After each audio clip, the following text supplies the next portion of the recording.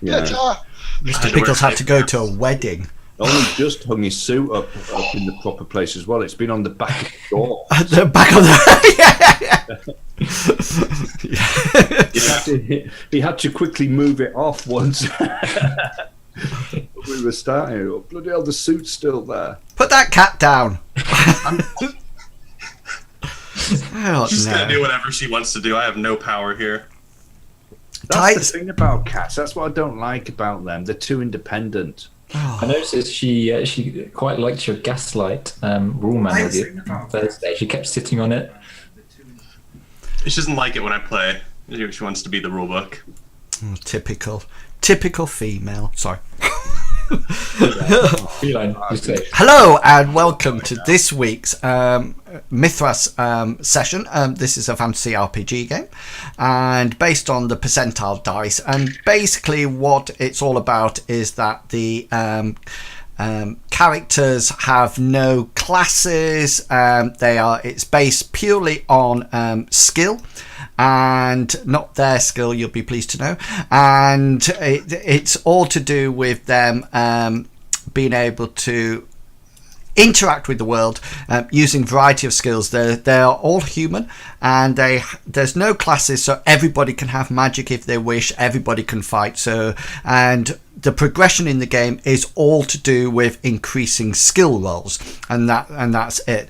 Combat is very deadly with hit locations and specific hit points on each location, protected individually by armor, and there's such things as encumbrance is very real, as is fatigue, etc, etc, etc. So before I give you a synopsis of what's actually happened, because we weren't able to play last week, so I think the players are looking forward to a reminder of what's going on. I'm going to allow the players an opportunity for them to say who they are and this character that they will be playing today, and we're going to start off by going over there to Mr. Chugawooka. Hi guys, I'm Chugawooka. I play a character called Gulliver, who is a ginger-haired, freckled-faced young person who likes cheese, animals, stories, and most of all talking. He is a sorcerer. He follows one of the 4 orders of sorcery on Odis. His particular one is the Order of the Kraken, which specializes in spells relating to teleportation, transportation, and communication. He has the ability to shape his spells, so he can increase the range, duration, how powerful they are, and even the number of targets that they can affect. He also has several smaller, less powerful spells based around the folk magic spell line, which he classes as cantrips. And I shall pass on to Medivac. Hello, everybody. I'm Medivac, and I play Hazra Khan. He is a nomad from the steppes. He's a scout. He's a trailbreaker as such, and he bumbled into this group while helping out a duke. And while on that first mission, he managed to destroy his left arm by picking up one of the seeds which we're after. You can still use it, but it's just a nice, shiny, crispy black colour. So he's a little bit wary of those at the moment. He's getting along well with the group. He likes them, and he fits in nicely. It's like his new little tribe, in a sense, and he's lost his old tribe. So it's like one big happy, you complete me. So yes. Oh. Oh, It's no. a bit sorry, I didn't realise Hasra was so hoppy. It's going to be a bit sad what happens today in the adventures. It is Hazra's birthday today, and he has a very badly damaged leg at the moment after he was picked upon by something that looked like a pig man. So with that, I shall pass it on to Mr. Pickle. Dun, dun, dun. I guess I'm Mr. Pickles over here. I play Bartleby Fumus, who is our resident theist of the white moon goddess Amriel. Through her, he performs miracles of energy, healing, light, curing disease, throwing poison out the window, that kind of nonsense. In his downtime, he loves to watch candles be made and share stories of monsters and history, which kind of makes him a resident folklore knowledge of specifically goblins. He's very obsessed with goblins. He's easily spooked, generally naive about people until they start threatening to stab like Fineal did. And just overall a healer character. I'm going to throw the microphone on over to Longshank's EPG. Thank you very much, Mr. Pickles. Hi guys, my name is Longshank's EPG. My character in this game is Hengist. He is a tall, burly man of few words. He's a warrior, very proud, man of deeds and action. Put a sword in his hand, an enemy in front of him, and is happy as Larry. Put him in a fancy cocktail party, and he's a little bit out of his depth and doesn't really speak very much. But when he does speak, he does speak wisdom. Most of the time. Sometimes he doesn't know what he's on about and he just bluffs his way through everything. And the situation at the moment, he's going a little bit crazy.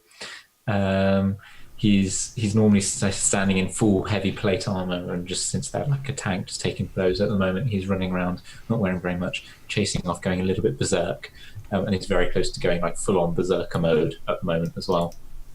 But that's enough teasers, and I will pass you over to Inmars. Okay, yeah. So just to give a quick synopsis, as Longshank suddenly disappears. This is gone. So basically the party are after 3 artifacts in order to travel to the Sanctuary of Oasis, or Oasis or Sanctuary, where they hope to meet a dragon called Cassini. They have got 2 of the artifacts out of the 3. They have a bracelet which is around Bartleby's arm permanently, and also a funeral mask from the Barbarian's Lord's wife funeral pyre, who was Hazrat's treasure. And they have both of these, and they've journeyed back to a town on the western side of the continent of Odes called Advent.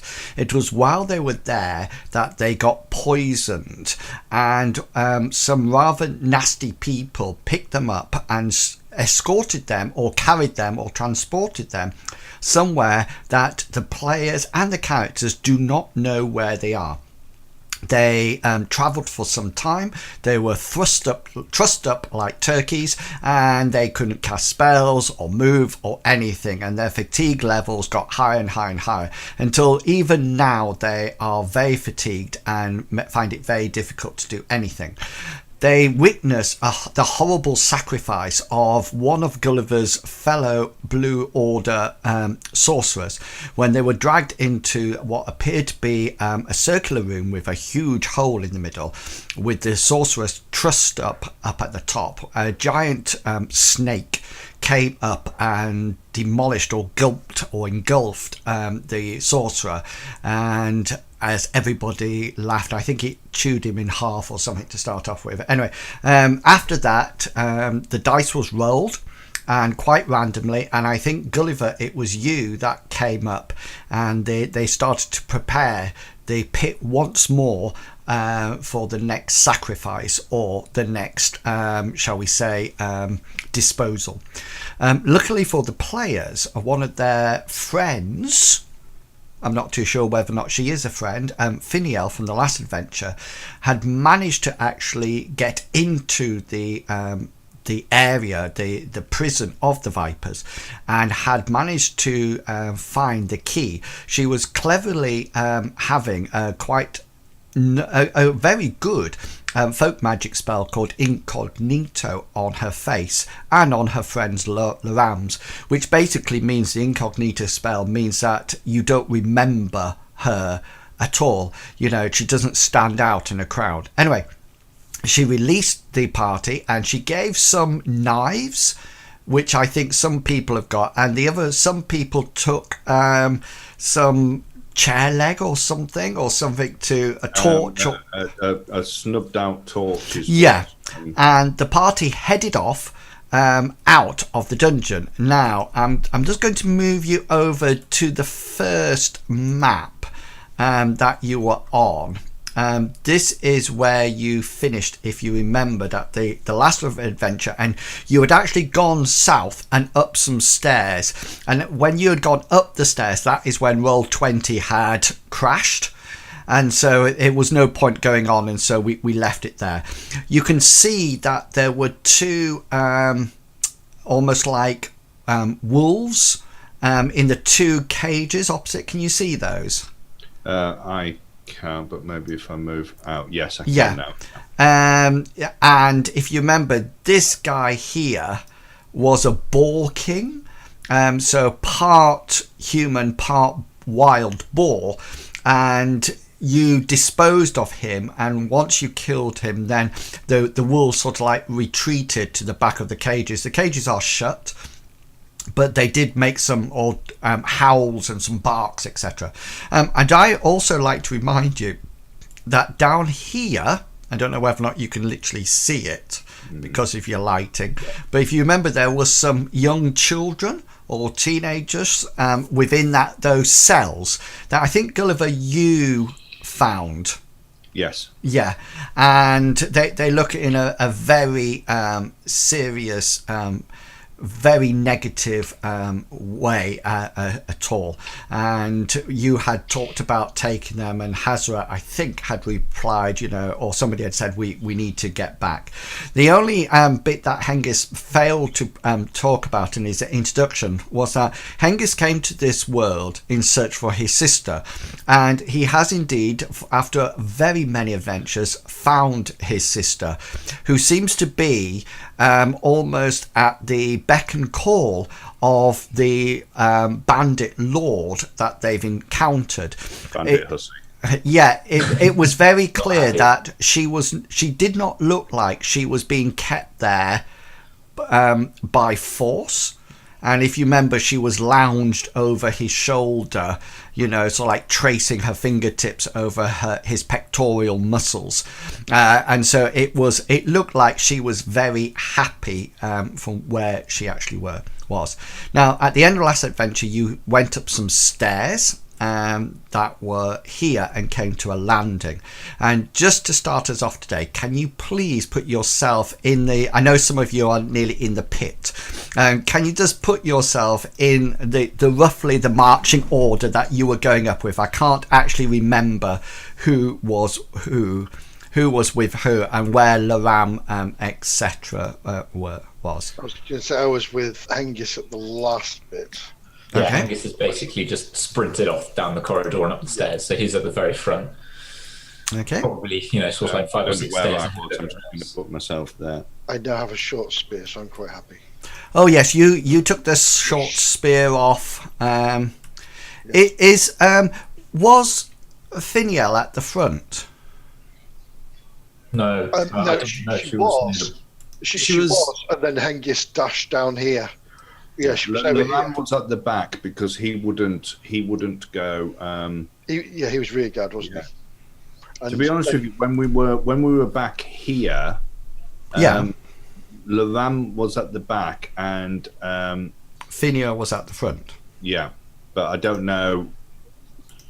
Well, Hengist is on a one-man crusade at the moment. So. Angus is on one man. He's taking the stairs 2 or 3 at a time at the moment. So Okay then. So and we are, just to remind you, we are all still very much aware that if you remember, off to this end was the sound of the barracks, if you remember, and so you decided to come this way, and you are still physically in, obviously, in the underground chambers of the bandit lord. You have discovered no more guards apart from this one and the dogs down there here, but the dogs or wolves did bark quite a lot, which would be effective of setting off an alarm. Can you just run through for me just briefly who's carrying what, so we remind both ourselves and me? So Hengist at the moment is not wearing any armor. He's carrying a knife that Fineal gave him, and he's also carrying a peltast shield that he picked up from the Balkan. Okay, cool. Gulliver has a knife. Yeah. Bartleby has the snubbed out torch because he uses clubs. Cool. Yep, and Hazra has a short spear and a torch, if memory serves me. Cool. So has Roll20 remembered all your lighting? I think so. So it would seem that it would seem that I have one. I have lighting. Yeah, cool. Okay then, so if you just put yourself back, I'm going to transfer you to the next part of the dungeon. Token smaller. Yeah, just live with it. Don't worry, way back. We all come in all shapes and sizes. It's insecurity. Right. I'm popping you on roughly so you can see it, but then let me explain what it looks like, okay, before you sort of like dive off into actions. Okay then, so you've come up the staircase here. Okay, so the staircase sort of like came up a little landing, up again to where you are, and then although these stairways look like they're going down, this is going up to what appears to be a first floor. So you've literally, if you think about, you were facing south, you literally gone up south, then north, then south again, if that makes sense. This is a little landing that you're on. You see that here down this side is a wall. Okay, and it seems to be sort of like a central breaching wall that goes right the way up, maybe protecting the stairwell on the opposite side. Even Bartleby and, well, you can all, as you come around, you do notice that the staircase continues on up. So it looks like it's a sort of like a major thoroughfare. Ahead of you down here, you can see a torch. And beyond that, you can see what appears to be, I think you can see this here, which seems to be like a gap. Yeah? Can you see this here? Yes. I can. Yeah, so that's another gap. There's no... To give you an idea, you can see all the way down to there. I can as well, yeah. Let's have a look. Yeah, so Hengist, are you carrying a torch? No. Yeah, because the way that's why because you've actually got a torch on you. Oh, have I? Okay. Yeah. So let's take that. Take away the torch. You should be able to see nothing now. I see nothing. No, now I can just. Okay. So Hazra, do you have a? I have a torch. Yeah, that's cool. Okay. This here. Unless there's torches on the landing, I still have. There's a torch just there. That's fine then. Yeah. This here seems to be some kind of alcove in the wall. You figure it's probably something to do like an arrow slit on the outside, and it's sort of like beveled out on the inside so people can fire out of it. Just while you're in that position, could you all make for me a perception roll?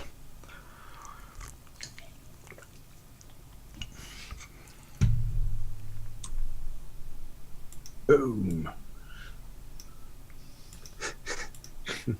Oh, well done, Hazra. Hazra, don't forget to tick your. Yeah, a little tick. Your luck has replenished, by the way, so remember you got that. But remember, your magic points won't have done because you haven't rested. Okay, then. Does Hazra? There's no point you doing it. Gulliver, are you changing your token for me, which would be brilliant? Okay, then. So, does anybody wish to use luck? To either reverse the dice roll, or to roll it again? No. I think when we're looking at formidables, it's just... Yeah, Hengist can still do it. No, Hengist is not. Okay then. Yeah, so go for it. Oh, okay. So Hengist is taking the stairs two at a time. He's going to get to sort of like the top of the stairs, sort of here onto the landing, and then seeing that there's a torch and a room beyond, he's going to sort of like half pause, like as if he's a little bit indecisive, and then without even looking backwards, he is going to start moving into the next room, into that doorway, hoping that they're following him. As in, are you stopping in the doorway, or are you continuing on being brusque and trying to get out here as soon as possible and just carrying on walking?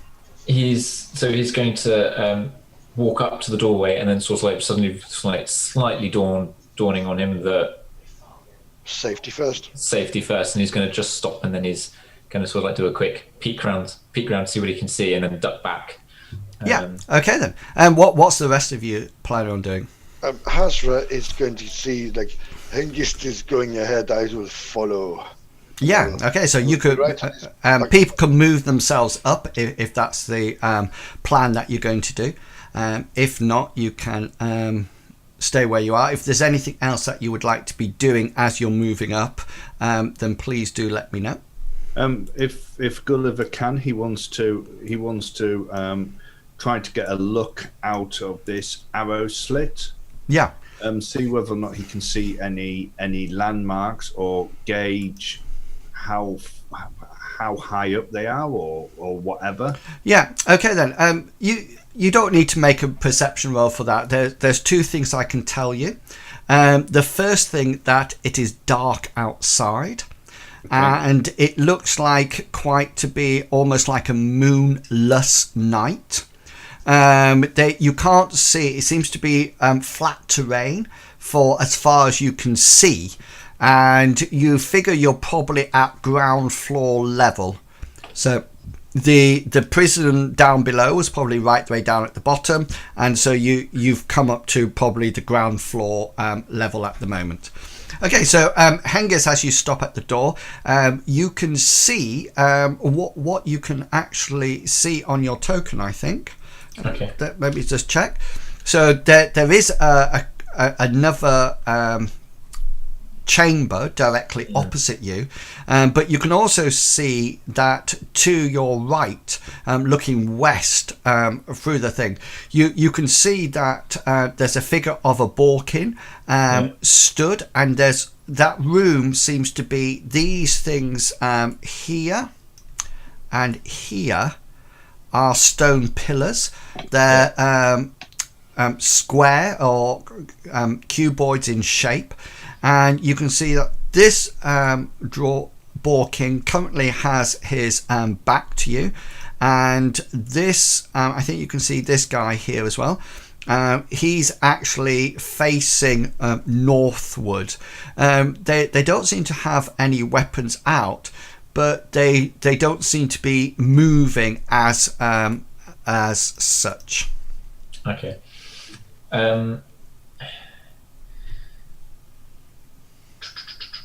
So Hengist has hung a step, had a quick peek around the corner, seen them. He's going to move fast, being as quiet as he can, but not stealthing. And he wants to end up right behind the Borkin, and then he wants to stab him in the back if he can. Okay, that's what his thought process is. Anyway. Okay then. So that's brilliant. So Hazra, what will your move be? obviously seeing Hengist move forward, I will follow through. And just tell me what you're going to do rather than moving. Yeah. Okay, sorry. I'm going to follow. I'll basically follow behind him. So you're going into the room as well. Yes, I'm sticking behind. He's not told me what's in there. I'm going to stick with him because he's just... Okay then. Gulliver and Bartleby, what would you like to do? After having a look through the thing, the stairs sort of like double up on themselves and go. Yeah. up. So here, that's going up to the next level. Okay. So Gulliver's going to go down that way, and he's going to stay at the bottom of the stairs, and he's going to keep an eye out for anything coming down the stairs. Okay. Cool. And Bartleby, what would you like to do? Bartleby is going to move forward but not follow Hazra. He's going to try and pray for a sign if he can from Amriel. Okay, cool. So, right. So, Gulliver and Bartleby, I'm not going to ask you to take your headphones off, but remember what I'm about to say. You won't actually see from the position that you're in. So Hengist sort of like walks in, not stealthing or anything, and Hazra, you come behind him, and you see the following scene. It seems that these people down here are actually being talked to by the bandit lord that is stood at the front of the on a almost like a raised dais that you can see in front of you. He's not there by himself. There also exists up there 4 or 5 other people. Hengist, your sister is, as always, lounged on the side of the bandit lord. Okay, the other 4 people are quite distinguishable from everybody else in this room. Each one of them wears a robe, and each one of them is a different colour. One is blue, one is black, one is white, and one is red. As you come into the room, obviously the bandit lord just sees you straight away, and you as well, Hazra, and almost like sure as you come through sort of like this point here, he sort of like shouts the warning as you journey into the room. So let's go straight in. Hang on, I just need to do this. Let me just leave those on, but take you guys off. Let me change that and that, and let's have some initiative then.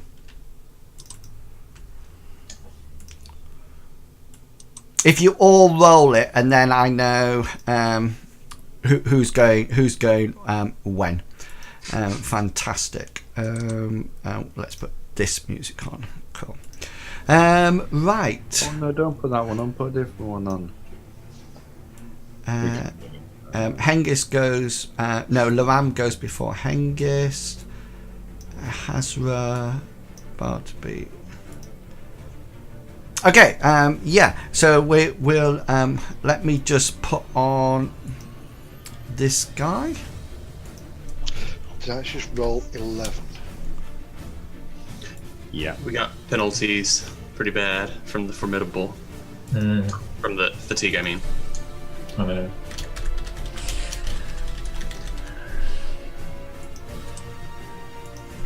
I'm going to put these on. Oh my god, look how big the combat thing's going to go. Gulliver, Right. what's your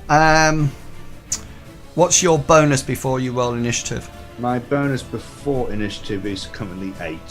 8. Okay, then you actually you go before 2 of them, but not the other 2. So I'll just take it as a one left. So yeah, so Hengist and Hazra, you come into the room, and the bandit lord goes first on his 19, and he on his free action he shouts out the words. The prisoners have escaped, and he draws what appears to be a two-handed huge axe, and that's his roll on 19. Bartleby and Gulliver, you've heard this cry. It's not sort of like a minor sort of like this cry. It's a huge cry. Yeah, and that's him done on 19. So Gulliver, you're up.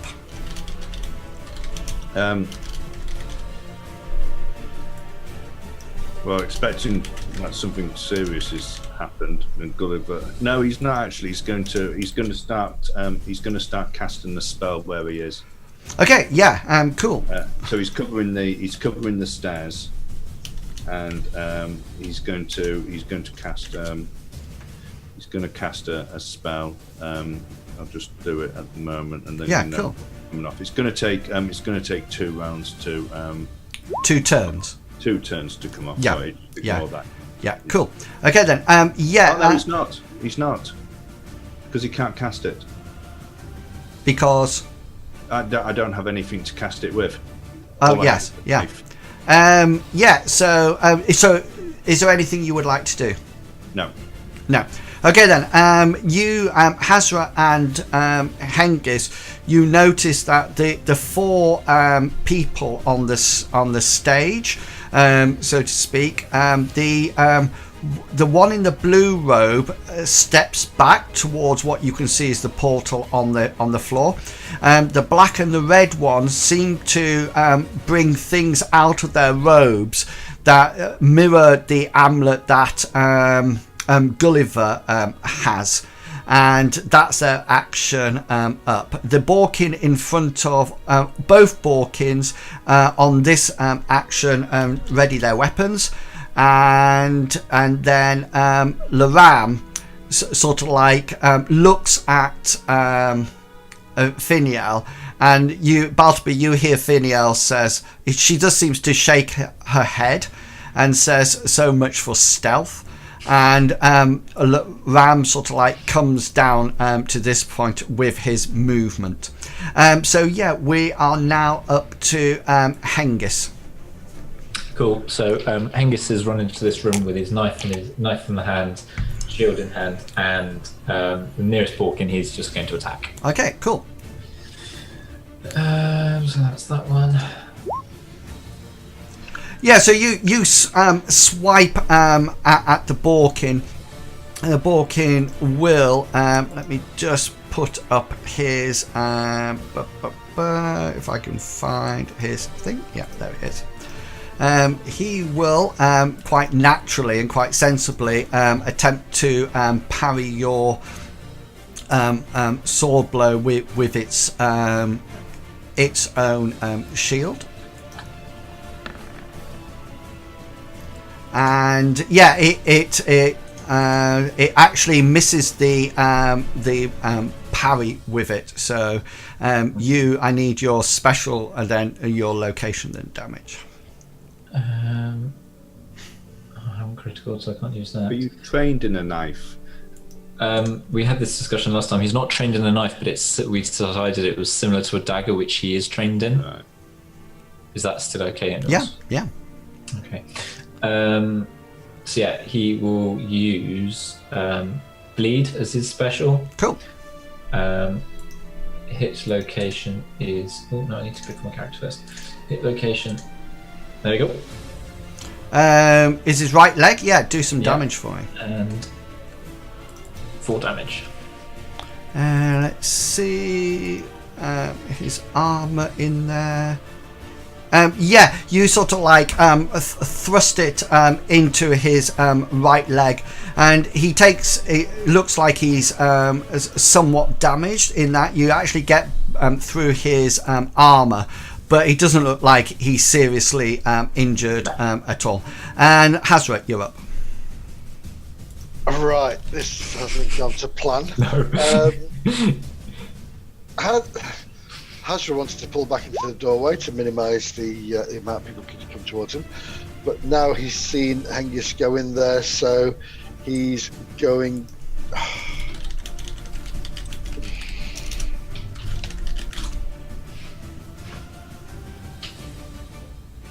Right.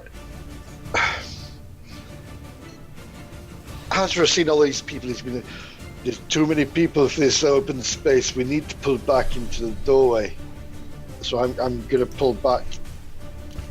So you're going to use your movement to get there. Yeah. Well, you're not actually physically in combat, so there's no need to roll an evade at that point. And Bartleby, what would you like to do? You're up next. Just to confirm, I did hear that an alarm is being raised. Yes, and you can now hear the sounds of battles and drawing weapons, etc. And Gulliver is right around the corner, like right over here, right? Yeah, you can see him. Yeah. So that's if you imagine this part is like a landing. Yeah. Okay, so you can probably see him. He's just around the corner there. Oh, okay. Yeah, I want to spend my turn, or I guess my action this round, moving to Gulliver with the intention to pray for my goddess to protect him. Yeah, cool. Okay then, and Fineal comes down the stairs and sort of like waits behind whatchamacallit, Loram. Okay then, so this is now on to turn 2.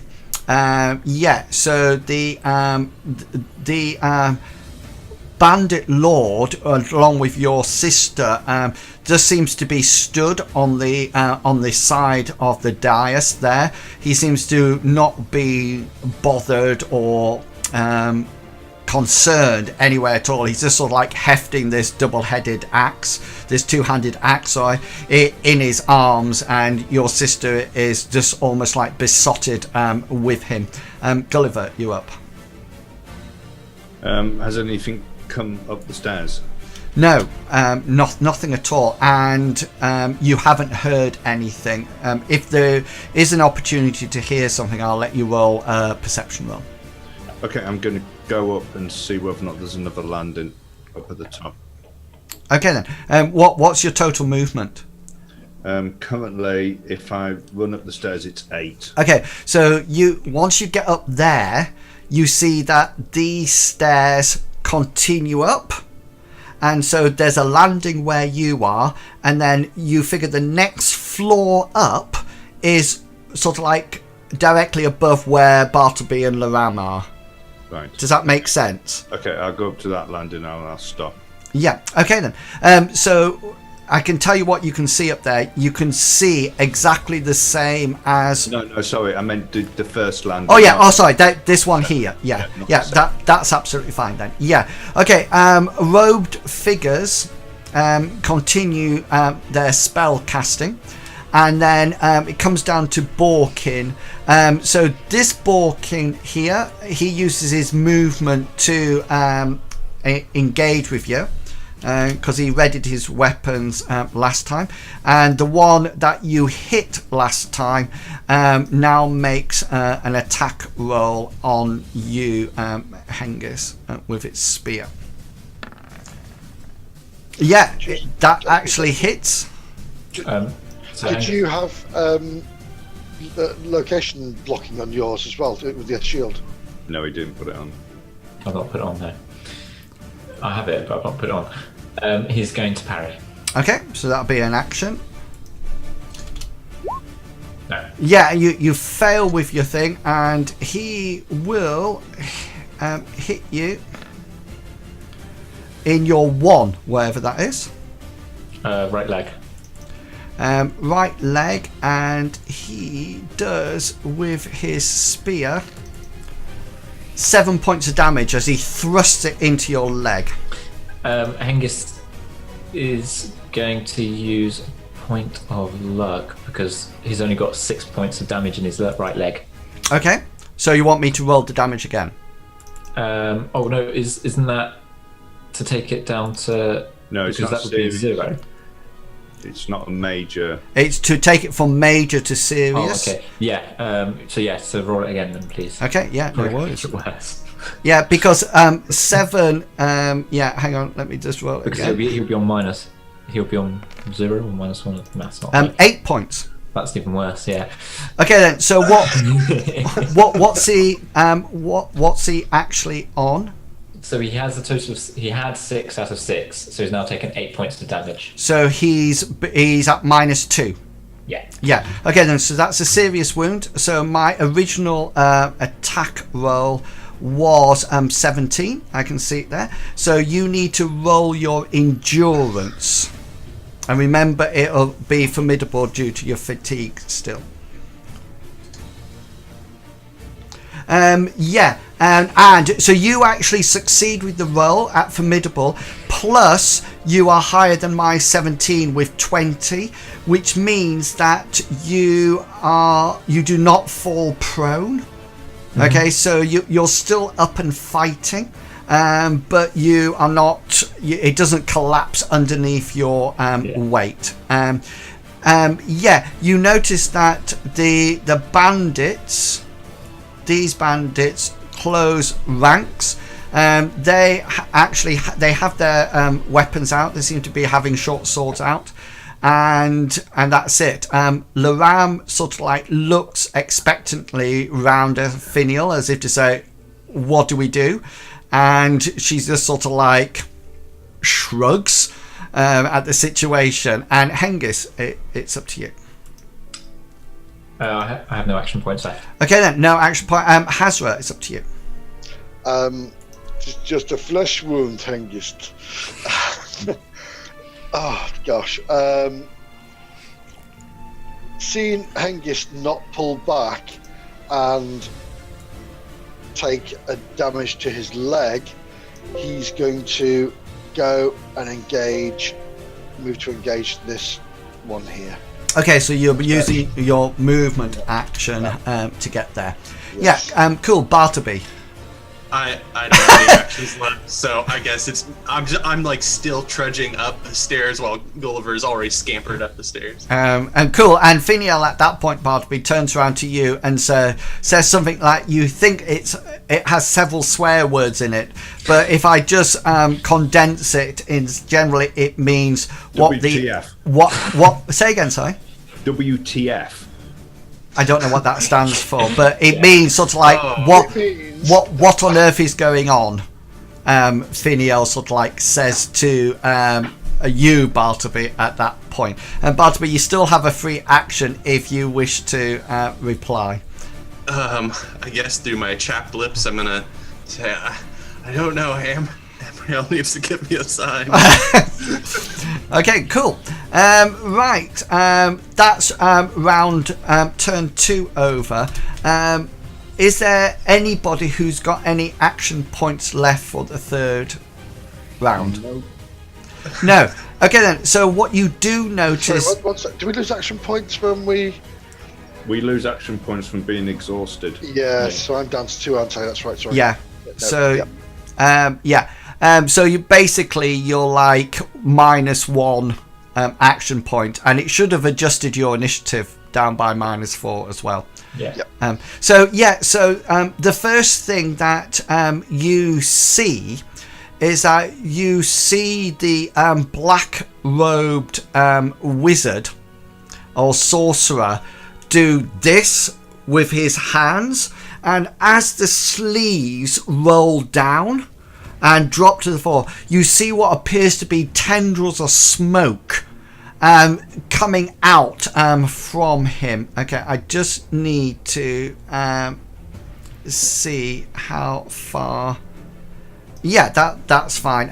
I'm just checking with Gulliver on this one. I've shaped it for range, so that's his power, isn't it?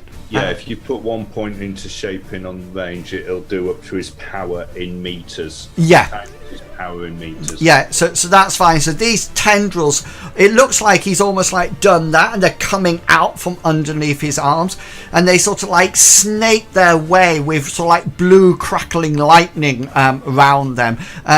Hengist, straight to you. Now then, I think Rack is resisted. Well, mine's just above it. It's an evade resist.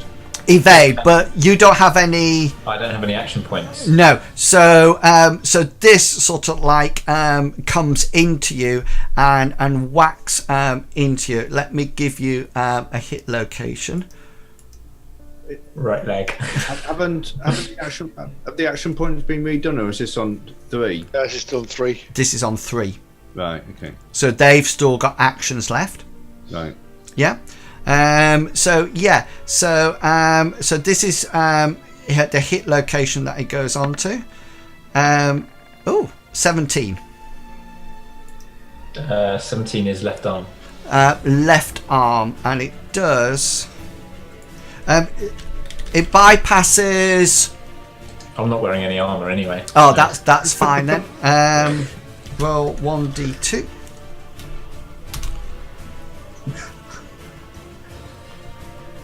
Yeah, you take 2 points of damage to that location.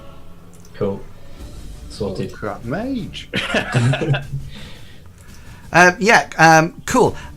You also notice the next thing that you notice is that the red mage, the red sorcerer, seems to sort of like wave his hands in the air, and you notice that there appears to be some kind of almost like dome appearing round the front of the dais.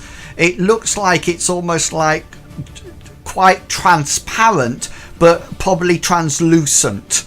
And it looks like it almost like looks like it shimmers up from the base and sort of like goes right the way up to the ceiling. The other thing that you do notice is that, and I think you can probably see it from where you are, the portal. Can you see the portal behind the Bandit Lord? Yeah. That starts to glow, and you notice that it covers itself with water. And that's the end of turn of round 1. So we are now going back up. So this is combat round 2, turn 1. The Bandit Lord sort of like watches the shield come up round, and he almost like grins at you guys and just sort of like turns round, and your sister seems to be the important thing about here is that the Bandit Lord is not holding on to your sister, Hengist. If anything, it's your sister hanging on to the Bandit Lord as if, you know, she's attached romantically to it. And he just sort of like smiles at you and turns round and just steps into the portal and then disappears. Gulliver, you're up. Gulliver looking down the stairs and seeing Bartleby at the bottom, he's going to say, "Bartleby, this way!" And he's going to go up onto the next landing. Okay. Right the way up. Are you right the way up at the top now? Am I? Yeah. Yeah. Okay then. So just to let you know, it's like a mirror image of this from what you can see. Of the one that they're in. Yeah. Can you so see? If I move myself like that. Yeah. If you move yourself to there, that room there ahead of them seems to be a huge, what appears to be part storage area, part sleeping area, part barracks. Right. Okay. And just roll me a perception roll just when you get up there. I'm not going to ask you to take anything off.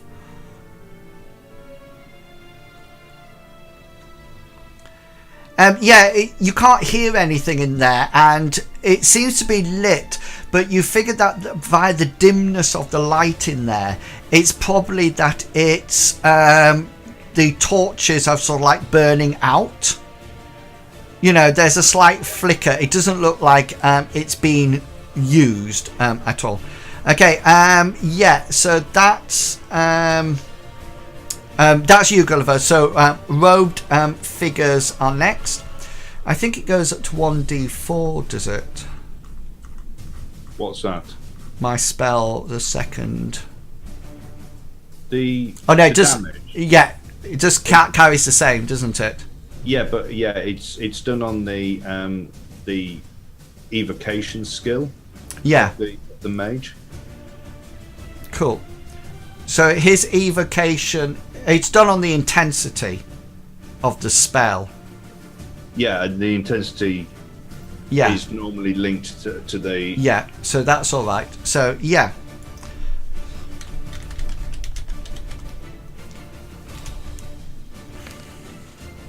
So, yeah, this tendril of smoke starts to crackle round you again. And Hengist, whereabouts is it? It's round your left arm.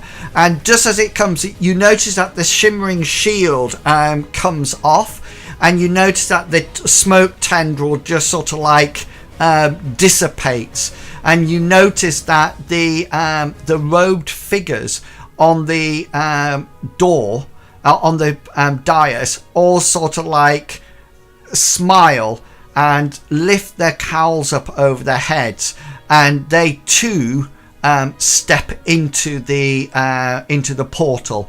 And you do notice both Hazra and Hengist that as they do this, the portal loses its wateriness. It's obviously being used. Okay then, so this is Borkin's time now, isn't it? I think. Yeah. Right, so there's one attacking you, Hengist, and one attacking you, Hazra, just for ease. So this is the attack against you, Hengist, which hits? Parrying. Cool, go for it.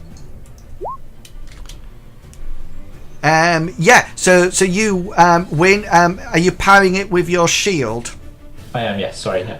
Which is large, and my spear is medium, so you don't take any damage from that. And this is to you, Hazra. And that one misses on an 87. So the Borkins both fire their weapons, swing at you with their, thrust with their swords. And it's sort of like you both either miss or parry at them. Okay. Loram comes through here, and Hengist, you're up next. So Hengist, seeing his sister sort of like step through the portal with the war chief, is just going to let out a half like animal, almost animalistic howl of Beltsag. Makes a last second parry just to save himself, and then he's going to strike with his knife. Yeah, strike away. Yeah, that hits, so the Borkin will quite naturally parry because it's still got action points left. Yeah, it succeeds. So how big's your knife? The knife is small. Small compared to my shield, which is large. Let me just check that. I think that's probably nothing, isn't it? There is no. The only thing that I'm looking at is when does it actually? Come here. Your small attacking weapon is small. Yeah. So that you sort of like whack it into him, and he just hits his. He bashes it away with the shield, and that's fine. And so that's your attack in that round. And Hazra, who's next? Sorry. Yeah, Hazra. Yeah, sorry. So, free action, I will whisper, "Fool of a god, you should know to pull back at the greater numbers." And I will thrust my spear at this. Yeah, so you're in combat, so you're going to do an attack. Fantastic, go for it. Oh no, sorry, I've just clicked the wrong button, haven't I? Yeah. Ignore that, sorry. My apologies. I am doing, don't worry. Go for that. Yeah, you hit. So quite naturally, the special I want to do is choose location. Yeah, but the Borkin shields it in any case. He powers it and gets 24. So how big's your weapon? Your weapon? Medium. So it's shield's large, so it just sort of like skims off it, and that's fine. And Bartleby, you're up. having heard Gulliver's request to follow him, Bartleby is going to pause and pray to his goddess Amriel for the strength to go on the spell I'd like to cast, or prayer I should say is this one, on myself. Yeah, go for it. And I'm going to use a point of luck if I fail. Okay. No, you don't need a point of luck. You succeed at formidable. Wow, your rolls tonight, guys, are fantastic. So so therefore you're on vigor, so you can remove all your currently, because remember, shows it wears off, you get them all back. And Fineal comes out here. Okay, so on to turn 2 of round 2. Gulliver, you're up first. Okay, so Gulliver's going to head into this area here. Yeah, so that area, you can pretty near see that it doesn't look like people have carefully packed up and left. It looks more as if people have just grabbed what they could and left. You do notice that there's a corridor here. Can you see where I'm clicking? That you're not too sure where it goes, but you know, it might be to a room, might be to an exit. You're not too sure. But remember, you're now on the first floor, not the ground floor. Yeah. Did you say there were still torches out and about? There's still torches, but they look like they have been alight for some time and are burnt down. And so they're just slightly flickering. The odd one has almost like turned to embers, you know, and that's it. You do notice that there's a whole load. There's no beds in here. It seems to be more almost like sheet or on the floor, but they're all ruffled up now. It doesn't look like they're all sort of like neatly laid out. You can see a room here. It's an open door. It seems to have what appears to be chests inside. Okay, he's going to head that way. Okay, then, so you can use... Well, put it this way, there's no sign of our equipment in this main room. No. However, when you get here, there are some chests. That you can see that there's 2 open chests. The chests are open, and it looks like some of your equipment is actually in there. Okay, and we'll come to that in a second. Robed figures have stepped through the portal, so they're out of action now. So this is Borkins fighting, because they have 3 actions. So the first one hits you, Hengist. You won't have one to parry, I wouldn't have thought. No, I have no action. So this will hit you in your 10, wherever that is. 10 is chest. And it does 11 points of damage to you in your chest. Yeah, that's me on the floor. Okay, what? 5 points of damage out of 8 all there in there already. Okay, so tell me what your No, sorry, I have 5 out of 8. Sorry, I said that wrong. You have 5 out of... What was 5 hit points out of 8, a total of 8. Okay, then. Currently, this is before the and the damage. So now it's at what, -6? -6 out of -8. Yeah. So you're currently not yet at a major wound. You're at a serious wound. So you need to make an endurance roll for me. My original attack was 65.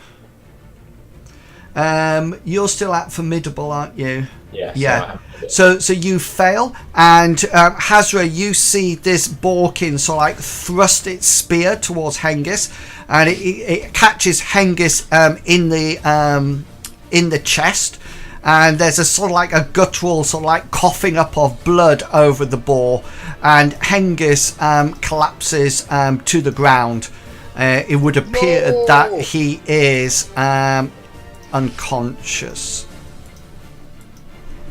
Okay then, and the next one, this is still Borkin, and this one comes at you, Hazra. Oh no, sorry, wrong one. That hits as well. Yep. And so the location will be I will. 11. 11's my chest, but I'm going to try and parry if possible. Do you have any actions left? I do have one left, yeah, because I've only attacked once and they missed me on the first one. Okay, yeah, so you can parry, yeah, by all means. Real protect me. That's not good enough. Do you wish to, even if you could use luck points, it still won't do it, so... But you could use luck points to re-roll it. I will use one luck point to re-roll them. Before you do that, can I please remind you that if you take a serious wound, a major wound from this one, you will not have... How many luck points do you have?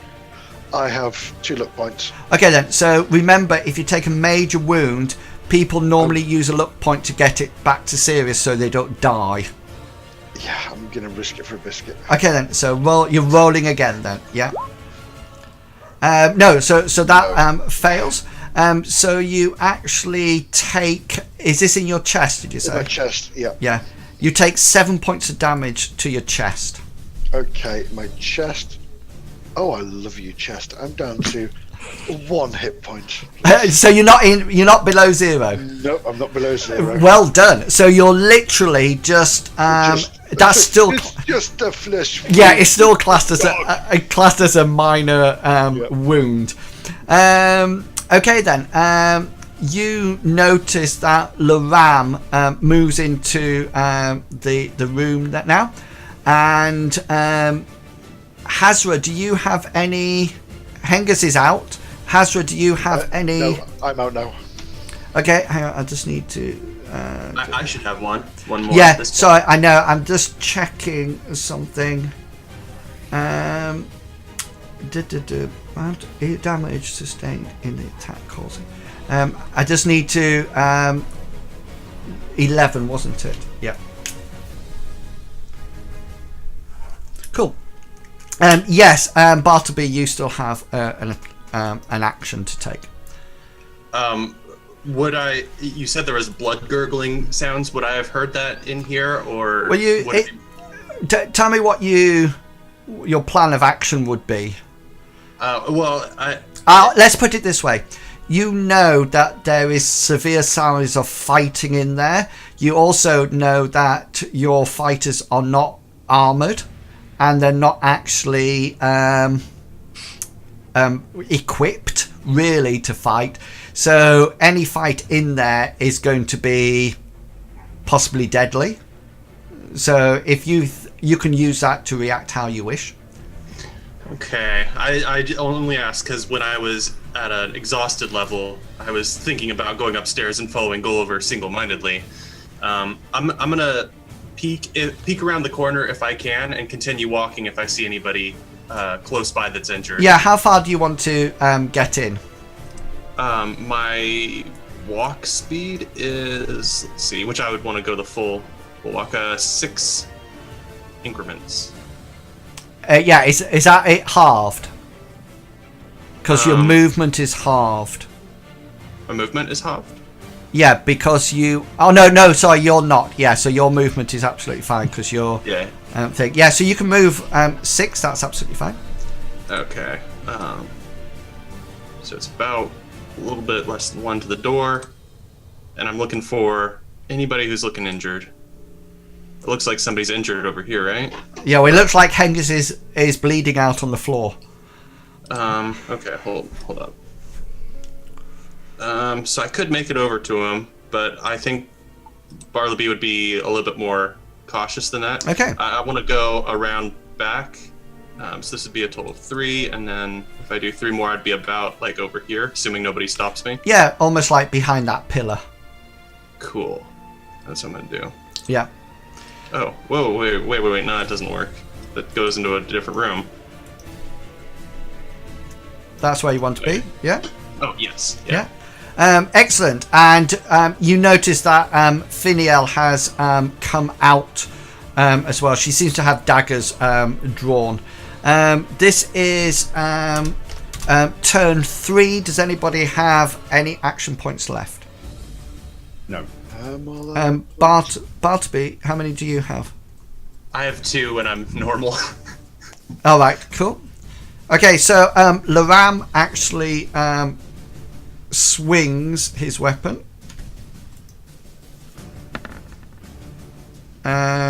Gets a 52. Let me just do his damage, which is a... I think it's a 1d... Oh, hang on. I've got his character sheet here.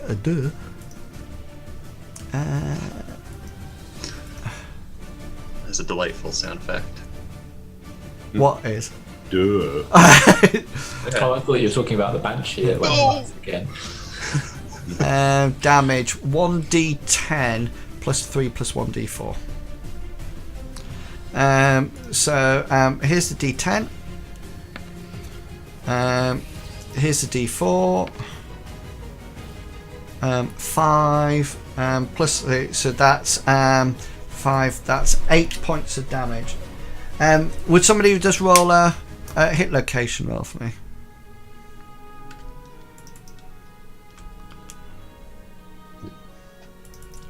Left arm. That was 8, wasn't it? Left arm. That's at minus that. His. Sorry, what was 8? His damage 7. 5. No, but he has plus 3 as well. His great hammer is 1d10 plus 3, and then he has a damage modifier of 1d4. So that's 5, 6, 7, 8. Yeah, 8. So I had to use my fingers there. This is the Borkin's endurance roll, which he succeeds at, but not as high as whatchamacallit, Loram's initial roll. So he takes that damage to his left arm, wasn't it? Which means his left arm, which will have his shield on, is now out. And yeah, and I think that's it now, isn't it? Yeah. Yeah. Okay, cool. So that's the end of round 2. So we're going into round 3. Anybody who's taken... thank you. Oh, so close. Boom. Do I need to make one as well, don't I? If you're 2 rounds, yeah. Down to debilitated. Oh, nice one, Bartleby. 3 point. My goddess will love that. Yes, you stick me in the Yeah, chest. so Gulliver, you're debilitated now, aren't you? Yeah. Yeah, so you actually have, it's probably shown you, but you have -2 action points. Yeah, so I got 1 action point and everything's Herculean now. Yeah, and your initiative is still, is now -6. Yeah. Yeah, okay, brilliant. Okay then. Are you taking 2 off my initiative roll then? Yeah, good idea, yeah. So take that down to 15, yeah. Right, Bartleby, you will have taken 1, and you're fine, Hazra. You're made of sterner stuff. You are. I am from the steppes. I know how this works. Yeah. Gulliver, you're up. Weapon wise, is there any? Okay. Sorry. Yeah. Good point. So in this room is some of your equipment. Okay, now other people listen to this as well because you might want to think about it. Each item of equipment is an item. Okay, obviously they haven't just left all your items piled up in a neat pile for you to pick up and take home. Okay, so what we're going to say, and I'm not going to tell you what's left there, you're going to get to decide yourselves as players. Okay, but generally what is left there are 4 items that you wish to be there.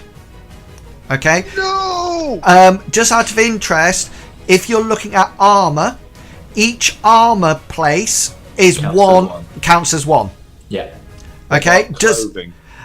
Clothing, normal everyday clothing that offers no protection at Like all. boots and breeches and Things stuff like that. They might not be yours, but you can find some of those in the room beforehand. If it's something like you have a secret pocket in your robe, then that would be an item. Does that make sense to everyone?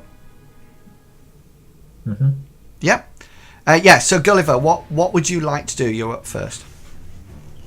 Well, I would need to know what other people have chosen as their equipment to see what I can see to grab. Okay, so I'm looking for a weapon. Maybe Hangus's okay sword, then. So somebody's scimitar. so or- everybody, including you, Gulliver, can you now type into the chat the 4 items that you would like to be in that room, and then Gulliver, you can see it, and please don't put something like underpants or something like that. Medivac. Can I put backpack, which is full of all my equipment? No, you can have a backpack, Yes, yeah.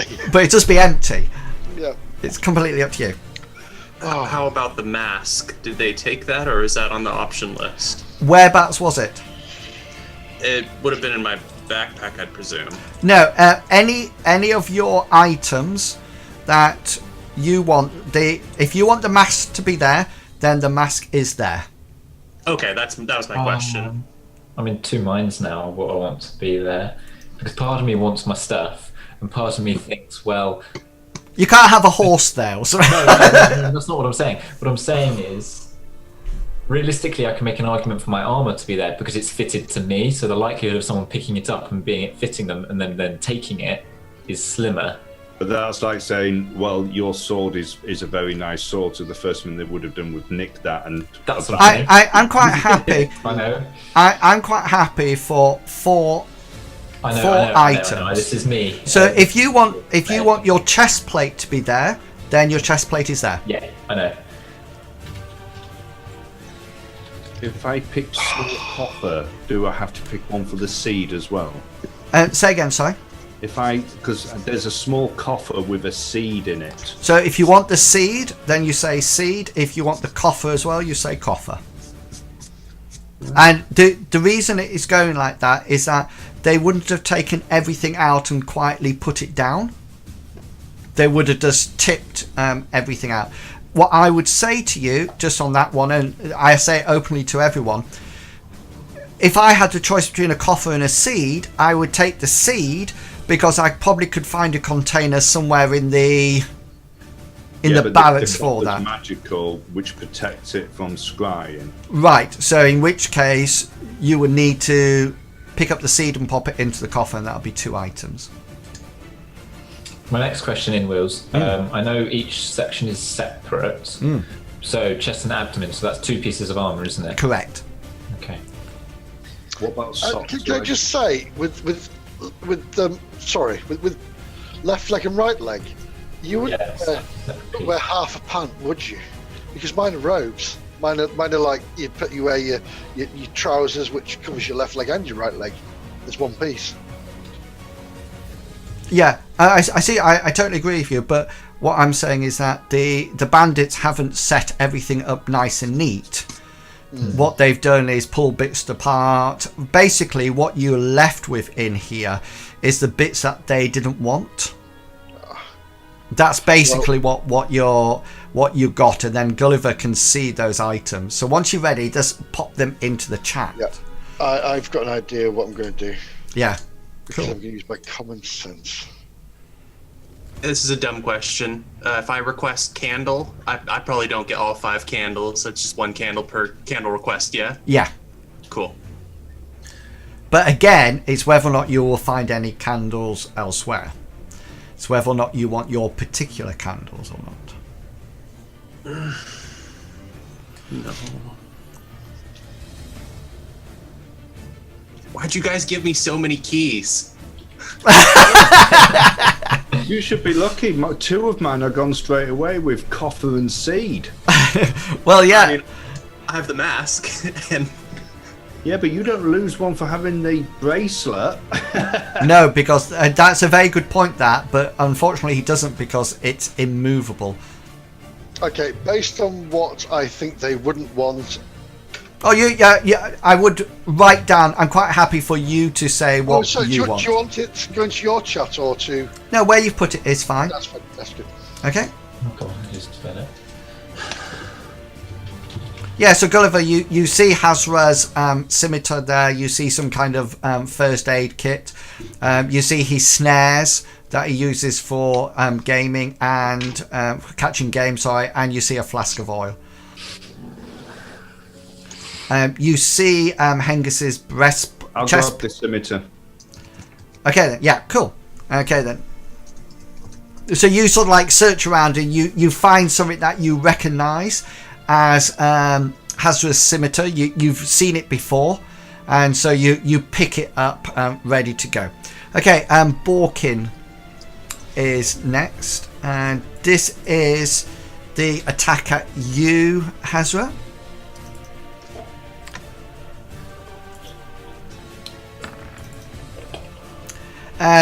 These guys are on fire. Which hits? Can I use luck point to make you re-roll that? You certainly can. Yeah. Okay, would you like to re-roll it, please? Yeah. Just knock off your remaining luck. Yes. And I hit. Just hope it's not the I chest. know that lesson. Don't worry. Yes. Are you parrying your blow? I cannot parry. Oh yes, I can parry. So action points. I will try to parry, please. Yeah. Go for it. Oh, Amriel, where are you? Where I need you. I'm behind a pillar. Pillar. Oh, you succeed! The pillar is good enough for me. What are you parrying with? I have my short spear. Yeah, so your short spear is medium, like, well, it's not yours, because yours is in something, isn't it? Yeah. Is it in a wyvern flying off? Flying up in the distance. I can see it getting further away from me. Yeah, so it thrusts its short spear at you, and you manage to parry it with your short spear because you're both medium. I think that doesn't take. Hang on, I just need to check. Medium. Yeah, you parry it, all the damage from it. So that's cool. And you see the Borkin and Loram fighting as well. And these guys here. Once I wondered about those. yeah, sorry, I forgot about them. Once the portal had closed, they had gone. These guys sort of like turned around and went to jump through the portal, and it's now solid. And they're just sort of like, what? And Faceplant. they are now, yeah, they're sort of like jumping up and down, and they seem to be heading down this way. You don't think, Hazra, Loram, and Fineal, that they look like they're going to join the battle. They've got their weapons drawn, but the easiest way to join the battle would have been just to come. Jump straight off. Yeah, it's a more skittish and running away and fear with the or fight or flight. Or they've got a cunning plan. I have a cunning plan. Hazra. That's what we've been like. Hazra, you're up. I will stick this evil pig thing with my spear and Amriel's help because she seems to be doing rather well at the moment. Yes, she helps me. Yeah. You say that I'm on fire. I tell you, hang on a minute, because I have a change my religion from the steps to this beautiful. Yeah, I get a 61, so I parry it as well. So we exchange blows. I forgot Loram's, I think. Did I miss Loram out? You did miss Loram out, yes. Probably, yeah. Yeah. Let me just roll his. No initiative, that's why, yeah. Yeah, yeah, so he just needs to roll his 1d10, 1d100. Yeah, he hits. The Borkin fails. So this is Loram's damage coming out. So it's that plus that plus 3. What's that? 14. Yeah. Somebody roll a hit location for him.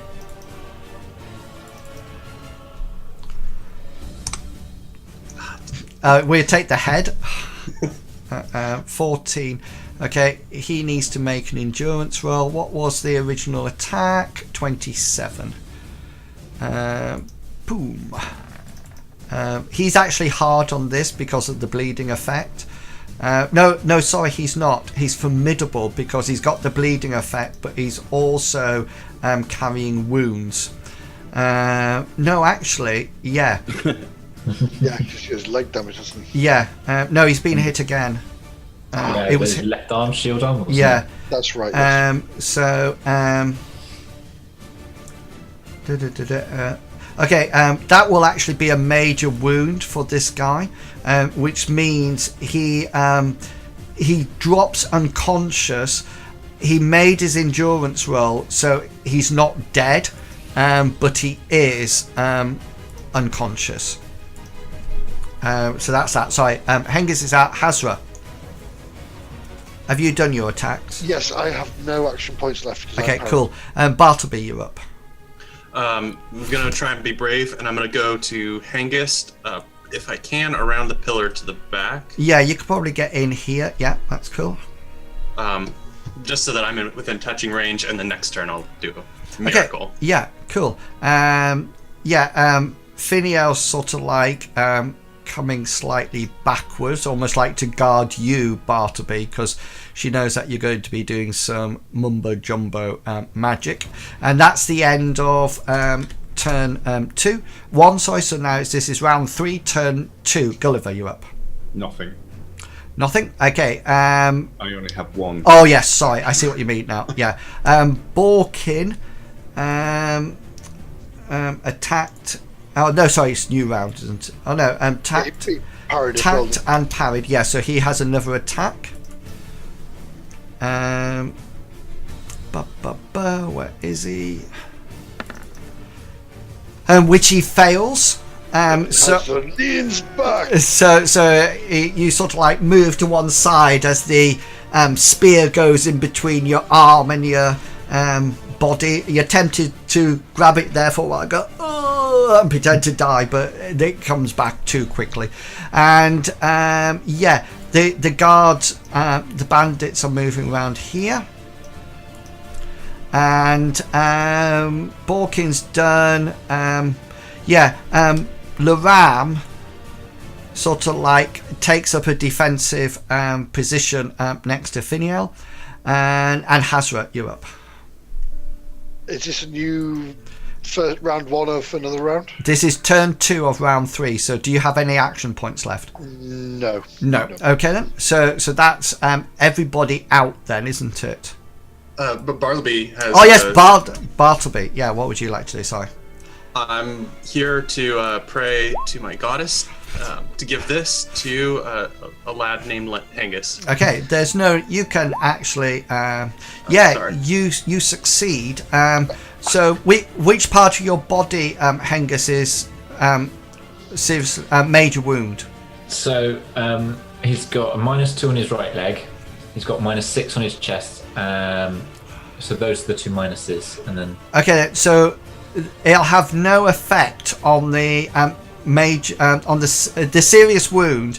That will provide. It will restore it up to full hit points. So is your worst one your chest? Worst one is chest at -6. Yeah. So is that where you want to do it? That's kind of where I assumed I was going. Yeah. That's where the blood gurgling sound. Hi, Bartleby, I'm here to save you.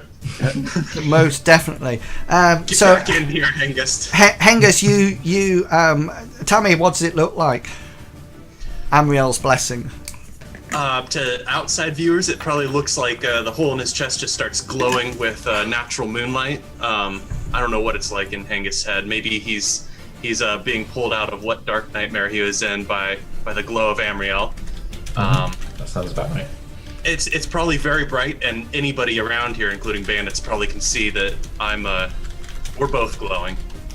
So yeah, so Hengist, it's very dark and sort of like red, and all you can see at the moment is repeated over and over and over again, looping in his head. It's his sister going willingly through this porthole, and then all of a sudden it shines like bright moonlight comes through, and he just sees a figure, a shape, like a shadowed figure shaped of Bartleby, and he just hears, "Come back." Oh. And it's like pull. He doesn't walk. He's sort of like pulled, and then sort of like jerks awake. In from where he is. How much? Sorry, I missed all that. I missed how much health I got back. It goes back up to full. Oh wow! Amriel. And as he comes around, all you hear is bloodsuck. Beltsug. Sorry, I said it wrong. Yeah. Let me just do this. Tickle the Meji back. Possible death. I think I've killed Meji back. Right. And whereabouts are we up to? That's Bartleby. I think, is that the end of that round? Yes. Yeah, I don't have any more. Yeah. And yeah, so this nobody has any more on 3. So this is going to Hengist, you are out of it until you sort of like that power is coming round you. As we go into 4, you do need to make an endurance roll. I do. Okay. Yeah. There you go. Yeah, okay, so you don't suffer any more fatigue. Gulliver, you're up on combat round 4, turn 1. Okay, so Gulliver's got the scimitar. Even running, he's moving 8, so he's heading for the stairs. Okay, so he's moving down. Yeah. I'll say I get to the top of the first landing. Yeah. Okay, then you keep that in your head, and then we'll know.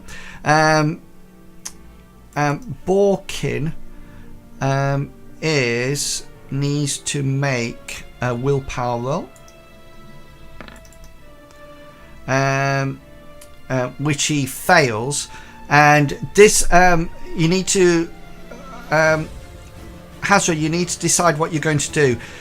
It looks like this Borkin is about to disengage and run. He's now currently facing, he can see 5 people. Yes. Around, and he's just seen somebody that he thought his comrade had killed. He's just seen somebody reach down and almost like bring him back to life, which, as you can imagine, is not a... Yeah, he's all going oink, oink, oink, oink, oink, oink, oink, oink. Yeah. Do you wish to let him disengage or not? No, I don't want to disengage. He's hit me in the chest. Okay. So this will take you an action. So if you roll your evade. My evade. Oh, I wish it was Yeah. evade. Oh God, Amriel. Sorry, there's only a maximum.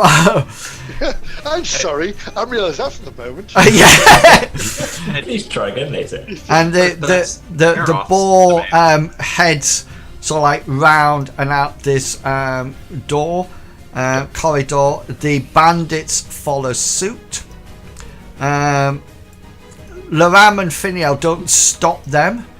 They're more concerned that about the party behind them. Oh, thank you. That was me. Sorry, my headphone. So these sort of like depart the scene, and there's a dead Borkin, and Gulliver, after a few more seconds, you appear in the staircase, coming down the stairs, holding a spear, a scimitar. Yeah. And you say, What scimitar were you? you Well, say, he won't say anything. I mean, he'll sort of like take the scene in. He's very tired. I mean, just running down the stairs. If he'd run another lot, he would have been unconscious. right, cool. I'm disappointed. He didn't go on one knee and go, ah. Oh. Right, okay then. In which case, I think that I've timed that absolutely perfectly. Because Yeah, it's it's 8:32. 8:32, so that Um, seems to be a reasonable time to take the break. So during the break, if you're watching the stream, then make sure you go up and have a walk, have a stretch of your leg, grab some alcohol or your favourite beverage and something to drink.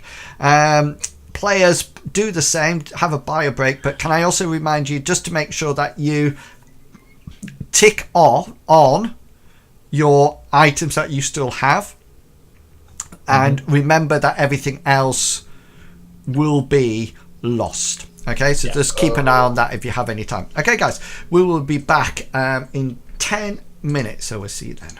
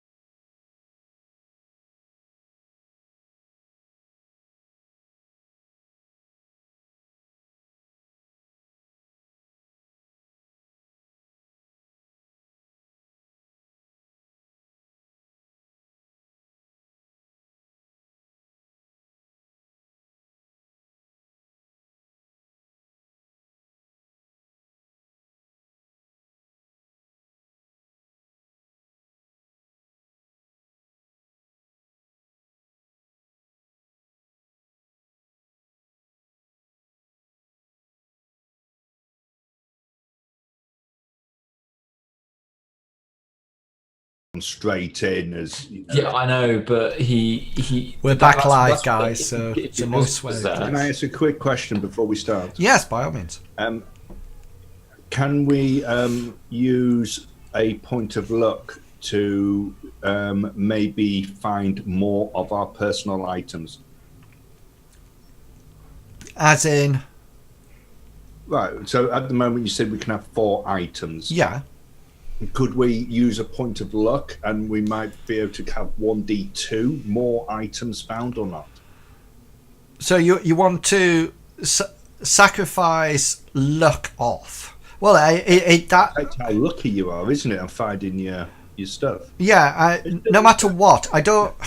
There's 2 things that you would have to say that everybody. You couldn't say it now, because, for example, if Hazra knew he had that option, he might not have used 2 points of luck up in the combat.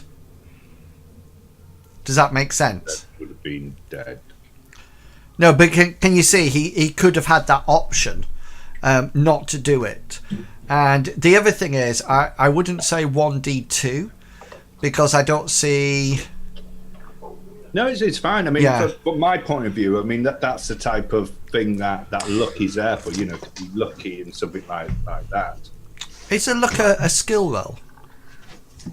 No. No, you have X amount of luck points.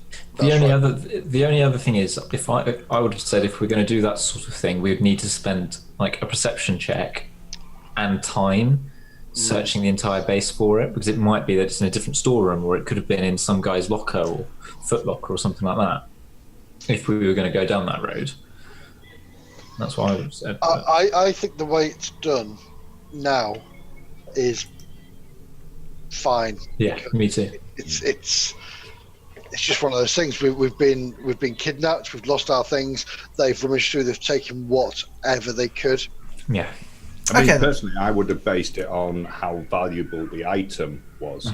Well, yeah, there is that, but I would also one man's gold is another man's exactly. So and I think the easiest way is just how it's been played, and just say, you know, everybody I gets just 4 of wondered them, and that's an it. option in implementing the luck roll.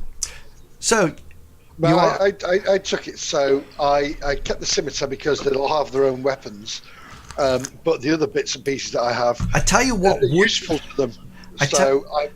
Yeah, I was just thinking, if you want to use luck, then what we should have done, and I'm not going back now, but what we should have done is numbered everything in your equipment, roll a dice, and then if you didn't like that, you could use luck to re-roll or swap the digits over. That would have been a good way to do it. Yeah, but anyway, it was not how it is done, and the way that it was done was just as good. So just to let you know, so nobody else has any luck left. at the no, and that's why I would say you couldn't have, you can't implement it now. How much luck has Gully got left? I have 17. 3 points off. Yeah. Okay then. So hang on, I can see on your character sheet. Yes. Yeah. So you have 3 points. You know, well other people won't have that. So anyway, it's sorted. It's not a problem. Okay then. So the combat sort of like comes to an end, and Bartleby's just healed Hengist.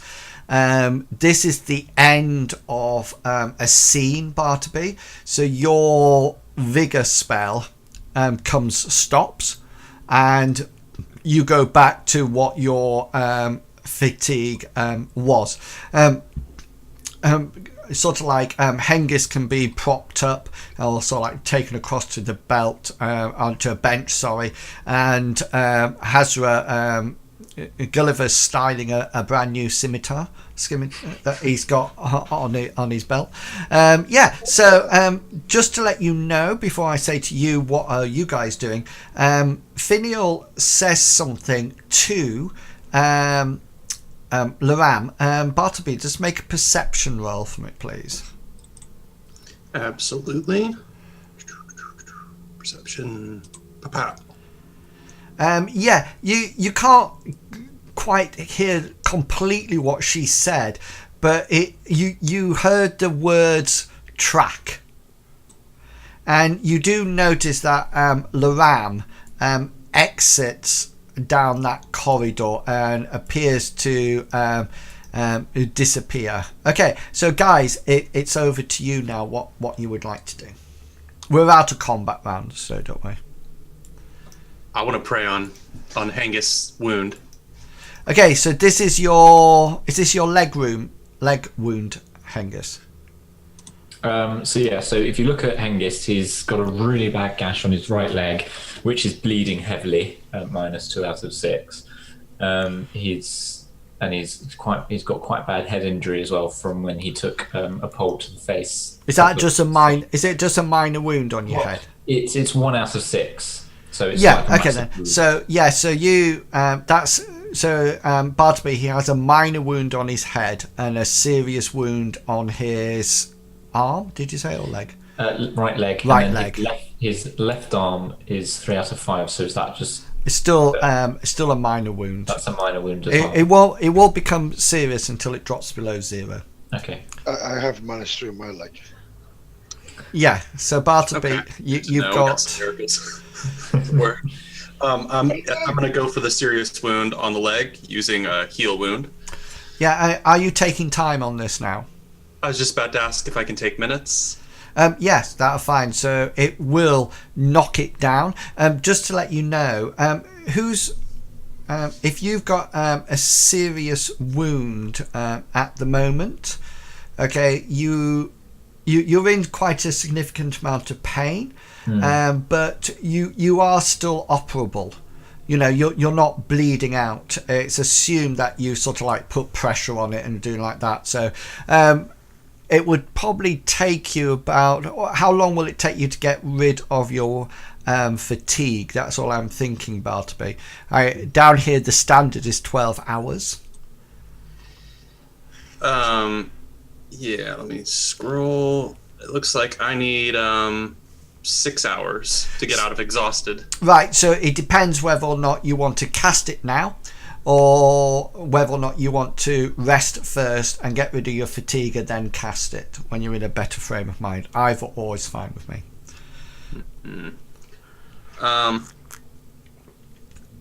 We do need to rest. This is the most important thing. If we rest, it's easy for us all to do things. There's no time. Hengist needs my help. I'm gonna pray for the energy to keep going, like I just did, and I got a little cut off. I'm gonna use this one Okay. for myself. Cool. Give me power. Can I use a point of luck? Yeah. To reroll. To reroll, yes, you can. Oh yes. Amelia, me she's take a the points mighty off powerful first. god. Let's see. So yeah, so you are now fit as a fiddle, and you can therefore cast in minutes. So the difficulty will be easy now. Okay, that takes the pressure off. Thank you, Amriel. Goddess gives me strength. Going back for the heal wound, just posting it again, and heal wound on your leg. Can I use a point of luck to reroll? Yes, by all means. This is what I say, Or hang on, you don't need to reroll. I don't. Well, if you reverse the easy, it'd be 78. Yeah, you're right. I'll go ahead and do that then. Yeah, so you won't need to re-roll it. You can just use it to swap it over. So Hengist, your leg is now back up to full hit points. Hengist is just he was, so previously he was sort of like really sure of himself and like really narrow-minded. Now he's kind of almost like a complete wreck, and all you hear him is saying over and over again is, "She's gone. I've lost her again." And that's all he's saying. Okay, cool. Yeah. So does anybody wish to do anything else? As we're hearing Hengist doing this mantra, he will kneel down next to him with his really severely hurt leg, and he will say, And sort of like goes, Me? He's like, oh, my leg! Oh, my... The arrows that just have the LED lights. Angus, my friend, you have found the ones. We will find her again together. And he says, I can only hope so. She went with those robed figures through a porthole that is like Gully's magic water portal. Yes. We need to work out how we can operate these things because they seem to be too easy for them to escape us. Mind you, thinking of this, it was a lucky thing they did leave this way, otherwise in our state we would not have survived. And then Hengist, if he can see Gully, he's going to look straight at Gully and say, "You've done this. You must have done this. You must know what's going on. There was a figure wearing a blue robe like you, or your people. You must know where they are." Well, they've probably gone back to Lindo if there was a blue-robed magician, or any of the portals where they go to. There is something rotten in the Kraken. Is there anybody dead in this room? Yes, there's a Borkin. Gulliver's going to go over and search the Borkin. Yeah, are you looking for anything in particular, or do you just want to know? A key, maybe. No, the only thing he actually has on him is he has his spears on the floor, the shield's on the floor, and that's about it. He probably has a coin purse or something like that. He doesn't look like he's a major player or anything like that. He doesn't have a key or anything like that on him. Okay. Sorry, are these benches here? Yes, they are benches. I'm going to go to Loram. Are you going? He's not there at the moment. Oh, sorry. I'm going to talk to Angus in that case. Angus, can you give me a hand of these benches and we can put them upside down along this corridor here? And if anything comes this way, it'll slow them down. If they're the other way around, it'll stop them from coming towards us at speed. Yeah, so just you sort of like agree with that, and just as you're about to pull the first one over, Loram sort of like comes back, but I'll put them down for you so you can see that they're in position. There you go. And Loram sort of like he seems to be sweating quite a bit. And you can see it on his face and over his body, and it looks like he's quite out of breath. It looks like he's been running. And he turns to Fineal and says, "They're heading north, all of them." Are we able to, or am I able to get back up to the next level without getting any more fatigued? Yes, yeah, by all means. Okay, so Gulliver wants to go up to the next level, and he wants to grab the bits that was linked. Yeah, I presume that all those items have been brought down now, and sort of like. He wants to find, even though they're not his, if there's any clothes that will fit. Yeah, you can assume that if you want any sort of like normal clothes, etc., they might be a bit smelly and dirty, but yeah, everybody can find clothes. You don't need to run around for the rest of the adventure. How about the armor on these big things? Yeah, they are not wearing armor. Oh. They seem to have naturally thick boar skin. Right. It does have a short sword and their hide. That sounds like Dominic Shea. I'll now skin this wolf and skin this wolf. Mount it on the spear. Angus is so after moving the benches and gathering what's left of his equipment, so his armor, he's going to start sort of like just looking around for anything that he could use as a weapon. So whether it doesn't matter whether, so if there's no swords, he's going to pick up a spear and just hope that he can use that. Yeah, I mean that's the bandits had swords. The Borkins have spears. So there's one spear left here that you can actually use. Would a scimitar be classed as a sword? I would say that it wouldn't be the same way of fighting as. It's completely No different. matter what he has, it's not going to be the same way of fighting. He wouldn't take. Hengist says, "No, I won't take your scimitar, Hazra. That's yours. I can't." I understand, my friend. The closest to a weapon is like the closest to a woman. Exactly. I know what you mean. Hengist says with a raised eyebrow, like, I have a special connection with my sword, but not like that. Okay, is there anything? Pick up a spear. Okay, is there anything that anybody would like to do in this room or any of the other rooms on this floor? We're on the bottom floor, are we? The ground floor, yeah. Right. Well, Gulliver wants to search to see whether or not he can find any keys. Yeah. Are you looking for a specific key? I'm looking for the key to the cells. Oh yeah. Okay then. Yeah. So you can probably see if I just move you here. This seems to be some kind of bedroom. There's only 4, and you sort of like think this may be where the 2 Borkins and the 2 bandits slept. Or Hengist and Hazra, it might have been where the sorcerers slept. You're not too sure. This room here seems to have crates, chests in them. They are opened and they've been tipped out. And the only thing that you notice in there are sort of like it looks like some kind of commerce stuff, as if a caravan's been robbed or something like that. There's nothing. If you have a commerce skill, please roll that now. Assume that you've waited the 6 hours to remove your fatigue. There is longer for people like me. How so? 4 hours of mine. Who's the longest then? Mine will be 9 hours. 9 hours? Any more? Any advances on 9? 9 going once. No, just 9 then. You do notice in this room here, if you can see where I'm pinging.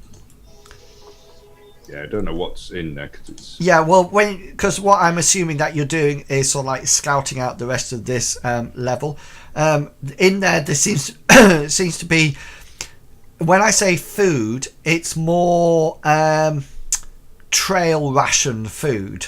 It doesn't, and there's not a huge amount of it left, but it's enough to provide you some sustenance to help with your fatigue. The other thing that you notice is that coming down this passageway, and if you don't go down, Loram could tell you, there's like a bottleneck just here, and then it goes into like an outer sort of like square room, and Loram then says that's the exit. There's a door and a set of stairs going down to the ground floor, so you can see it there. Are there any rugs or flags or banners in this room? No. Right. I'm going to torch Gully. And Gully. Yes, there is a flag. There is a flag. We need to find something to cover up that symbol on the floor like we did at Lindholm. Because if I remember, if it was covered up, nothing can come back through. Is that right? Am I right by saying this? I don't know. I don't know much about the portals because they're only cast by the highest level in the Blue Order. I don't know much about history. Hazra, you do remember from the underground temple of the sorcerers thing that the reason you couldn't, the one at Ubin Falls couldn't be used was because there was something on it. Yeah, So, I was thinking about the thing in the Count's chamber. yeah. There was a rug over it, wasn't there? So you can probably put Just put the bench over it. one of the benches over like that, but it's a good idea. Well done. Thank you. Also, whilst we're sort of like searching and exploring, Hengist is gonna sort of like try and catch Gully, and apologise for say to Gully, I'm sorry, I blamed you. I was. Oh, just kiss and make up, you two. There was a wizard dressed in, or sorcerer dressed in blue robes like the Kraken. There was also one in white and one in red and one in black. I don't know if that means anything to you. And the black one did something very nasty to you as well. And they were both sort of like casting spells. And there was also your sister who was helping them, but you didn't see me blaming you for it. Again, I'm sorry, Gully. Again, I'm sorry, Gully. I didn't. Gulliver and Hengist walk over into the. They walk over into the corner, hand in hand, as they have this. Into the moonlight. Just to let you know, the rooms up above are almost like identical to this one. However, the three rooms here and here and across the bottom, one appears to be like another room on 4 beds, and it's a little bit more lavish in furnishings, and you figure that's probably where the robed magicians slept. And this big room here on the level above tends to be quite an expansive bedroom, and you figure that's where the bandit lord and Hengist's sister used to make out in. And then I want to listen to this. I'm assuming that this corridor here isn't every level, is it? No, it is on the one above, but it just comes to an arrow slit at the end. And that's it. And this room up above just seems to be almost like a bit like the barracks. It seems to be like a dumping ground for that's where your items were up on that thing. Yeah. So yeah, I mean, the main thing that Gulliver's looking for is to see whether or not he can find a key for the prison cells. Okay then. There's no key that you can find at all. You probably think that the people who have left here really couldn't care less whether or not the people in the cells died or not. You might be able to force it open with a suitable brawn roll, and I will reduce the difficulty of that by 1 level if you're using some kind of suitable equipment to, trying to prise it open or something like that. Could we not put something underneath the door and lever it up so it comes off the hinges, perhaps? I don't know. That's how we used to do it in the old days. Yeah, either or would be a brawn roll that you can reduce a level of difficulty. Fineal talks to you all, and she starts off her talk by saying, "Well, that was unexpected, wasn't it?" Yes. She sort of like looks down at the bleeding Borkin, and she sort of like looks at the various minor wounds and the healed wounds by Bartleby. And she turns to you, Bartleby, and she says, "You're pretty good to have around, aren't you?" I would say that Amriel is the good one to have around. Maybe not in a fight, but possibly after a fight. Yeah, and if Hazra would stop running away from me, I'd help him with that leg. Yeah, he's sort of like leaning up against the pillar with blood seeping out. Do you want to do it now? I've been wanting to do it, but you keep going around moving benches and opening the wound. I would love to bleeding. Send this, and if I can take minutes, I will try my best. Yeah, that's fine. You can be easy. Yes, yeah, absolutely. Fine. So Thank yeah, you, Bartleby. You are wonderful. Your God is precious to me. That'll go up to the maximum in that location now. It's healed through via the will of Amriel through Bartleby's touch. Yeah, so Fineal sort of like says to you all, and she sort of like says, "Sorry, did they take any of your things?" They took lots of our possessions, but they seem to leave behind all the important ones. Yeah, they took the chalice from Hazret's treasure. But luckily we realised something was wrong in Advent and made ourselves scarce, and then we saw them entering the the Wyvern Tavern, the Wild Wyvern, and so we tracked them, and we've been following you for weeks. Weeks? Weeks. But we were only taken the night well, 2 nights before. We were unconscious for a long time, Hazra. Were we? I remember the inn, and the innkeeper, the barkeeper, he took a mask off his face, and then you were all unconscious while I fought bravely onwards. Finally took me down with lots of darts from his comrades. It's a pity that there was nobody else to hear that or to see that story, Hazra. It is a sad thing, otherwise my name would be sung through the ages. But that is my lot in life. It's not a lot. Not a lot. You like it? Not a lot. Fineal's. So whereabouts are we, Fineal? Well, if we were travelling for weeks.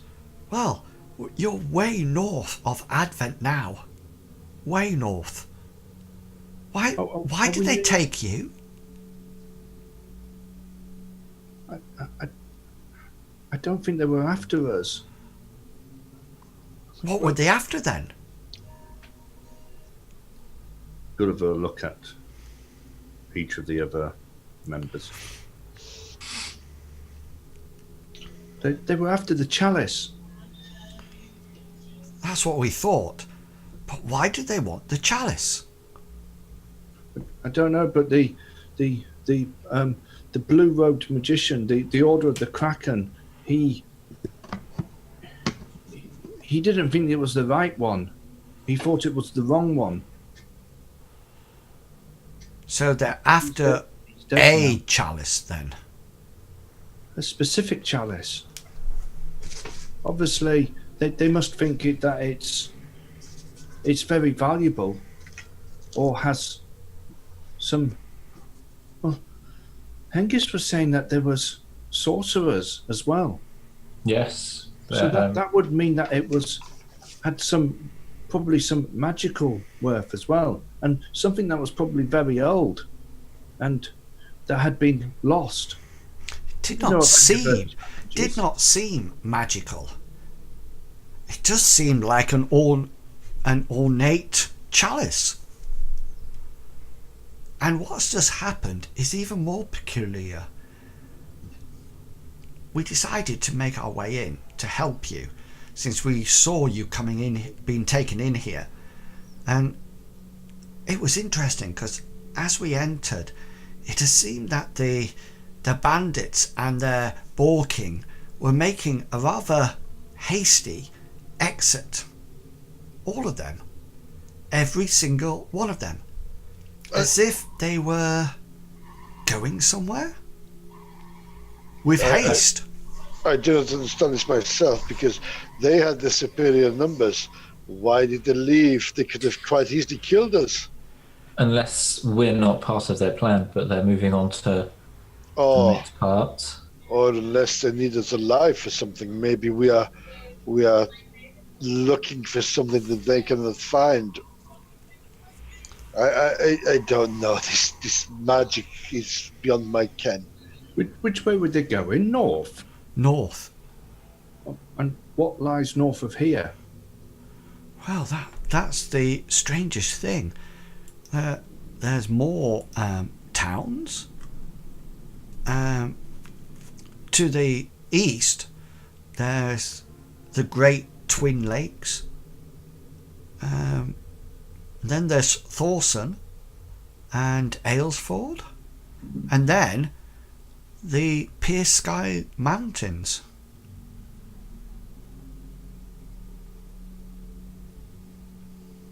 I don't know where they would be going. Maybe we can look for a map or plans. Surely they must have had plans or something that they were doing. Loram sort of like we are.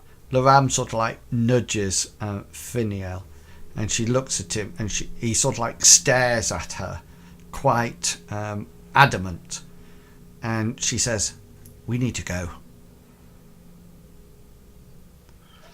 And she sort of like stands up, and Loram sort of like, who's been leaning against a pillar, getting quite fidgety, sort of like almost has renewed vigour, and sort of like stands up and shifts his weapons around. Have we rested yet then, or You're sort of like halfway through. Oh, sorry, right. Yeah. I put myself to fresh. No, you can do, because you will continue to rest. Is it fresh or is it the next level down from exhausted? I've got to do 9 hours to go to the next one, which is exhausted.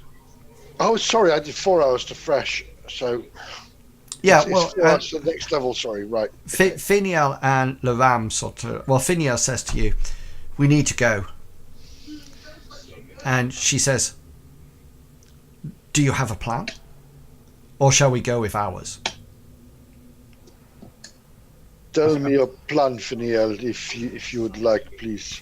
Well, she sort of like looks at all three of you, all four of you, and says, "Well, you don't look good enough to travel at the moment, and if we wait a while much longer, we might lose them.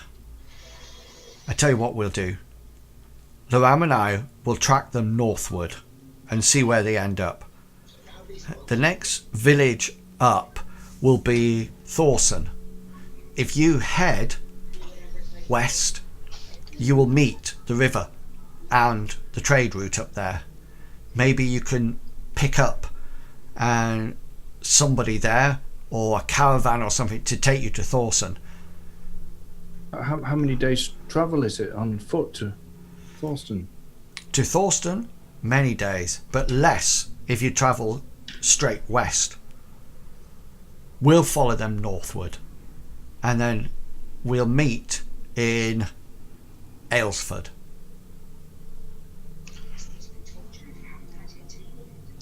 Can you leave a sign so we know just outside Aylesford, so we can see you are there before you enter the town?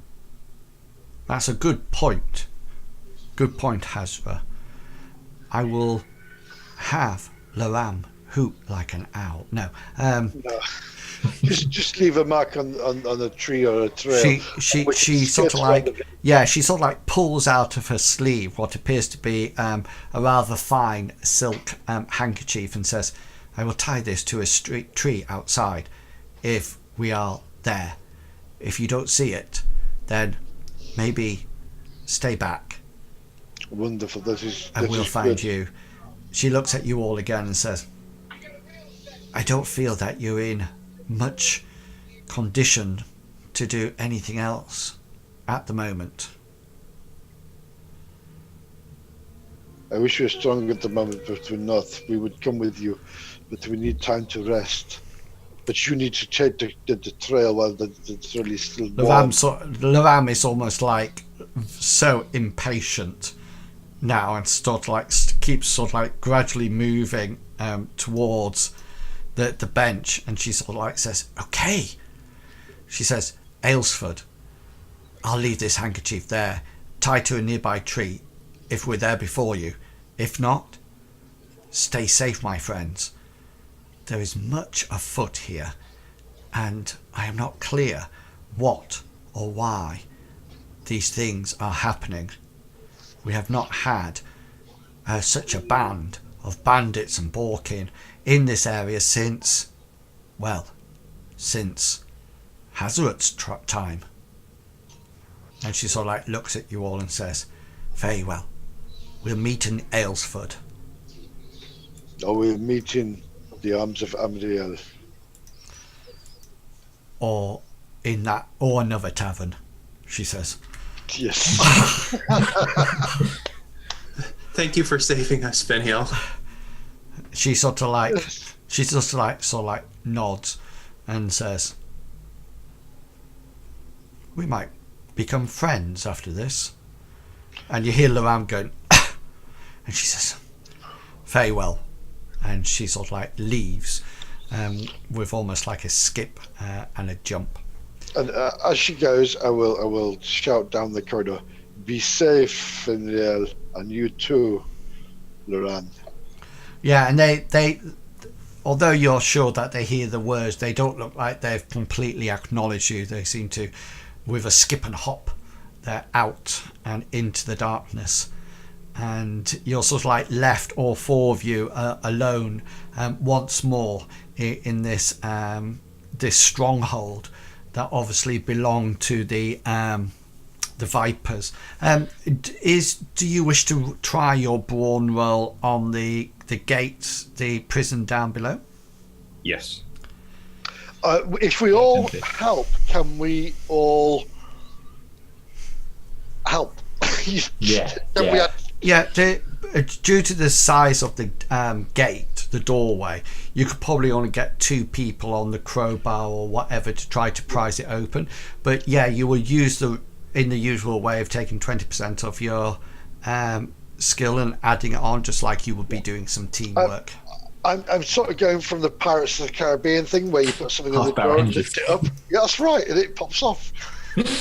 Yeah, so that would be a brawn roll, and if somebody with the biggest brawn would like to roll, and then whoever's helping that person, then they can do 20% of their dice roll and add it. That'll be added to your temporary skill.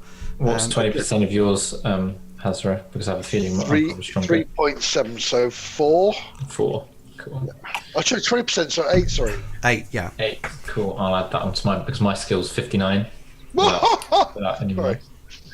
Okay. Yeah. So add that on to your skill. Hengist, and then so your fatigue will have been gone by the time you've done this, but 83 still doesn't take it off. It looks like it's quite well rusted on there. It's quite a heavy key as well, and mechanism. You probably think the best thing to do, Gulliver, to save these people is probably to leave them food and water, through the bars. Or, I mean, to be honest with you, anybody who's got a first aid skill, I have first aid. You can roll your first aid skill. And we're fresh now, aren't we? So yes, yeah. Oh, you're fresh completely now? Okay. Right, in which case, fresh and a first aid. Or medicine, I'll take medicine. No, first aid's good. So you figure that they're probably so fatigued that they're actually semi-conscious at the moment. So their skill grade, to give you an idea, is hopeless. So they can't do it. They'll have no movement, no actions, no action points. And you figure it'd take them a good 1.5 days to recover with food and water just to get into incapacitated. So, Oliver, my friend, these children, I'm sorry to say, they are beyond their help. You think they're much closer to the arms of Amriel than they are to your arms? Amriel has arms wrapped around them as we speak. It would be better just to let them go their way and not prolong the suffering. We have had this before in our village, in our tribe, when we travel, where we just will leave children to die because we're callous. Hashtag barbaric. We didn't really try very hard, though, did we? Sorry? We didn't really try very hard. Well, the Hengist here, the strongest among us, he could not open the bars. We can, if you want, Gulliver, I'm happy to help you look again for a key. We've got some time, I think, before we move on. Sorry. You will be. Okay, when they go, I'm going to stab them both. No, I'm not. Seriously. Does Bartleby want to say any words over these two? I was about to say the same thing. Gulliver's looking towards Bartleby. He's sort of like, as Hazra is sort of like saying, just leave them to Amriel. Gulliver's sort of like looking, to Bartleby because With or without puppy dog eyes? with no, he's just his normal eyes. Okay. He trusts Bartleby to make the right decision with Amriel's blessing. And Bartleby was kind of lost in thought of how nice it would be to have a dragon friend who could just tear this door off. Or perhaps if we had some gunpowder, we might be able.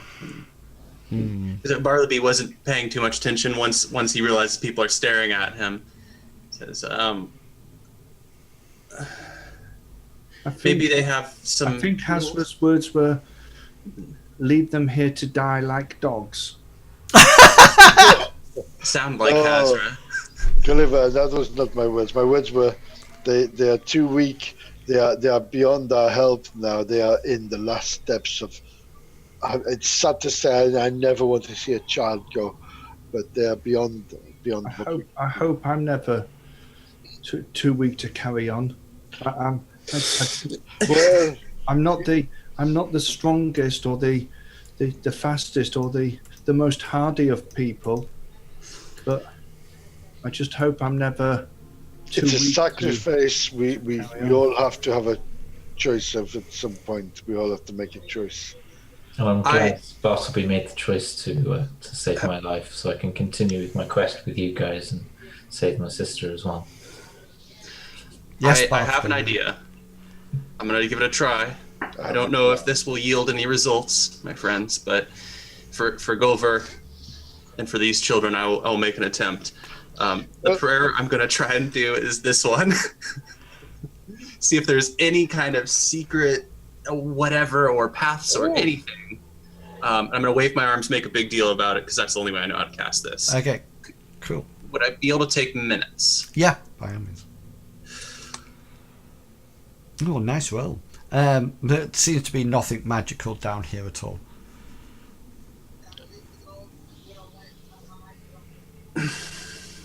Well, I'm afraid that Amriel has not revealed to me any secret corridors that we can use to get in.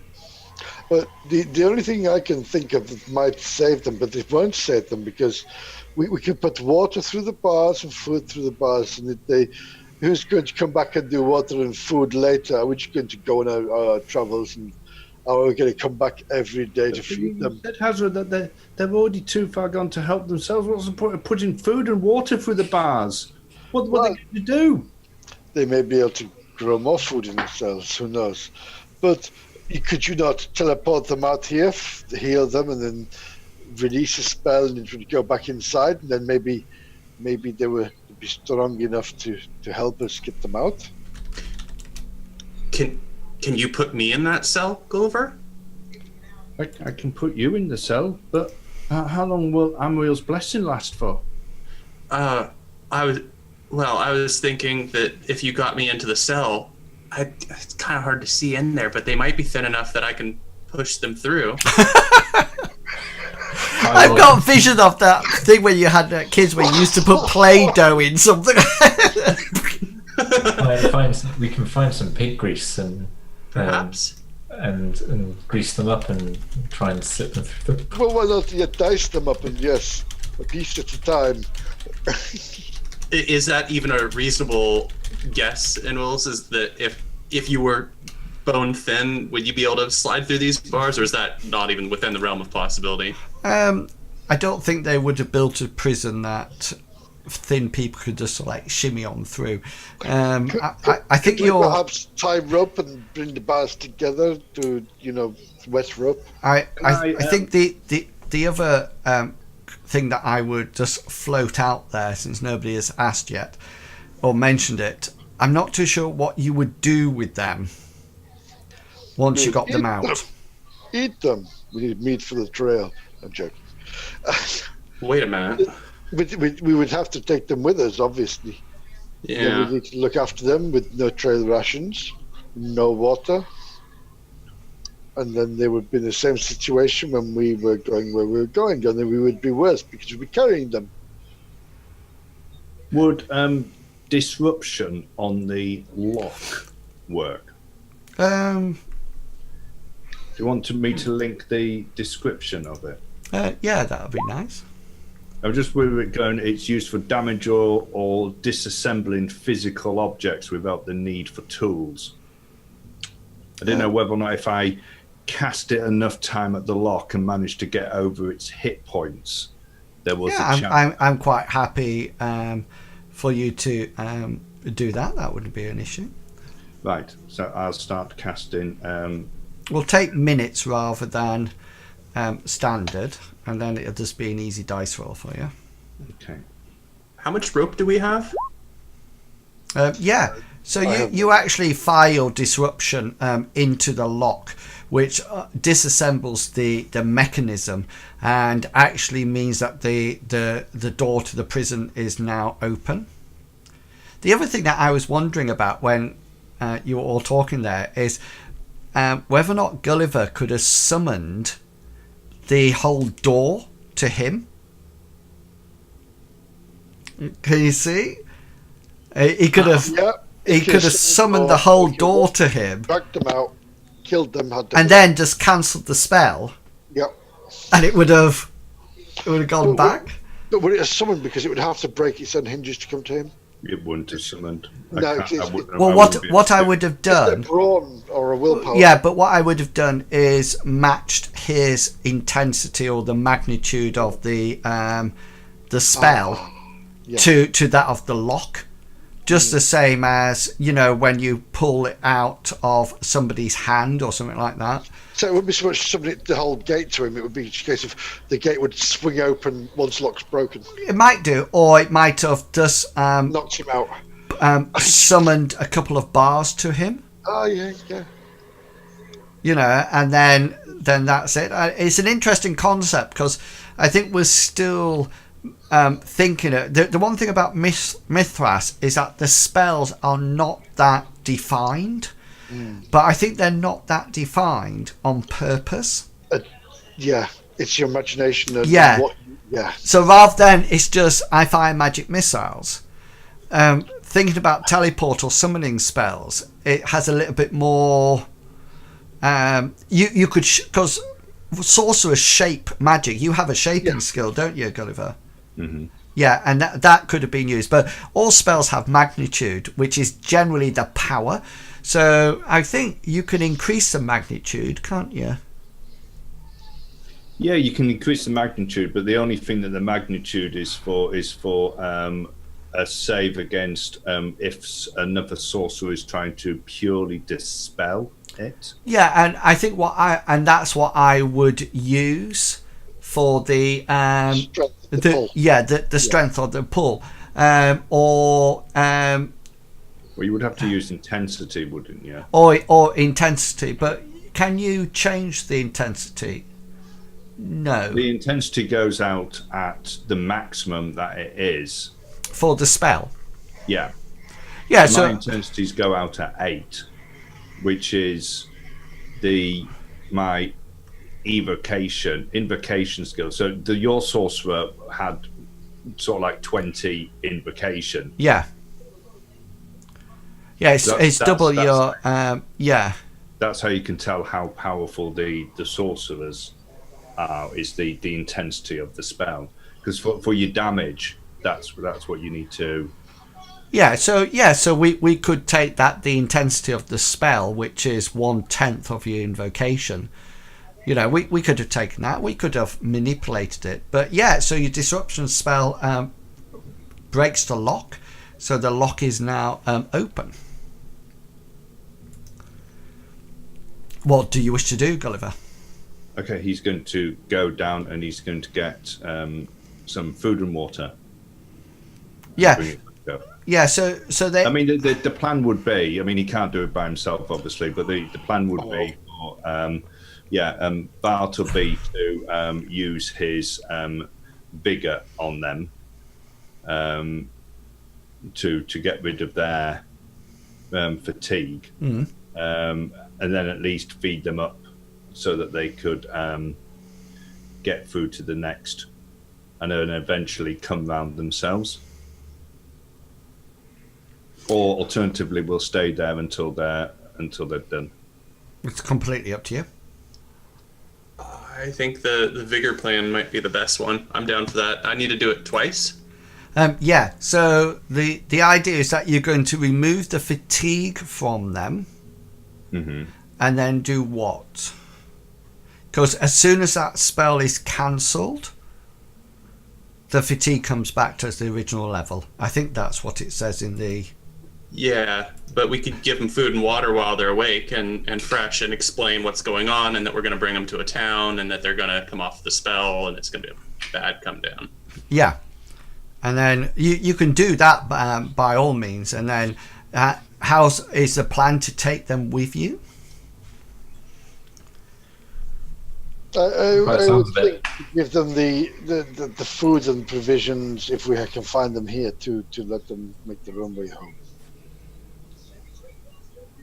That wouldn't really sit with Hengist. Hengist, if we're going to do anything, if we're either going to leave them in Hengist's mind, or we're taking them with us.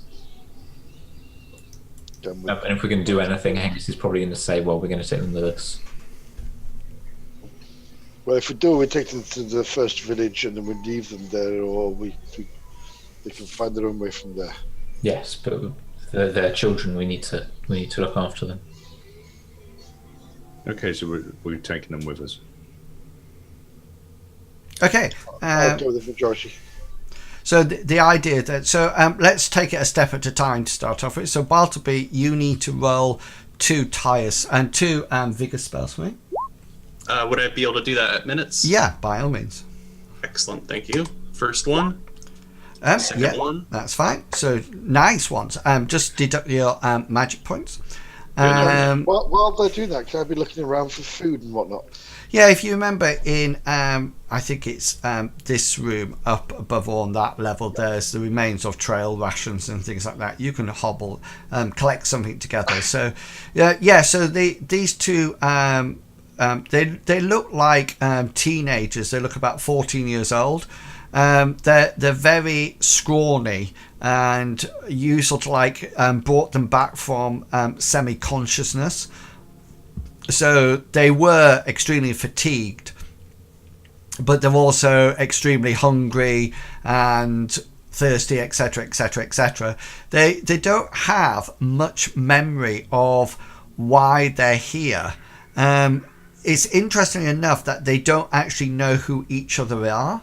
They don't know each other at all. The only thing that you can get from them is that they used to work or live or something about a farm with animals, and that's all they can literally remember. They have no concept about how long they've been in there. They just tell you about horrible dreams that they had with people screaming and yelling and dying and things like that. That seems to be a recurring nightmare. And as they say that, Bartleby, you suddenly have that vision again of the recurring dream that you've had of that dark black ink sort of like sliding down over the face of Amriel. And it almost like triggers that imagery up in your mind once more when the two teenagers are talking about this. You can give them food and water. That's absolutely fine. The spell will wear off or be cancelled. You could, Bartleby, then keep recasting it at the beginning of every day as you travel, and then it'll be free then until the end of the day. It's going to take them 36 hours to become incapacitated, so forth and so on. So it's not an easy amount of time. You know, you're talking really days rather than hours for them to be fully refreshed. Roadworthy. Yeah. I would be willing to be, if I heard you correctly, spending the 2 magic points per day to keep them. Yeah, it'd be the minimum of 2 magic points, just in case you fail or fumble or whatever. I'll serve that part of the plan if you guys have an idea of how to get us to the next point. I think Fineal said west She did. to the river. Are the children able to walk, or shall we make Make what? carriers for them? Make a big beeping noise. Beeping noise, yes. Beep beep. Shall we make like carriers for them? Shall we? Well, if Bartleby is casting vigor on them at the beginning of every morning, then that won't be upon. They'll be able to walk with you. Of course, they're not necessarily fatigued, but they're not substantial. You know, they're very scrawny. It's not their fatigue that is making them scrawny. So what we'll do is we'll keep feeding them every day. I mean, now they're alive and conscious and moving. Hazra is more intent on keeping them that way. Yeah. So all you would have to do is that as you travel to the west, you will move at a slower rate because of them, and you know or you could make like a litter for them to lie on. That's the word I was looking for. Litter. Yeah, or some kind of like a stretcher. You can make something like that with appropriate skills, or you can just literally keep boosting them with vigor and get them to move along like that. Or maybe we could do the nomad thing where we would run for a mile, then walk for a mile. Yeah, let's not do that. So I think it's more trudge. We'll be trudging. Okay then. So you obviously spend the night, the rest of the night here because it is night time. Throughout the night in preparation to leave early the next morning. So once you get up, your magic points will be refreshed, casters. And your luck won't be until the end of the session, remember. So Bartleby, you need to roll your 2 vigor spells on them.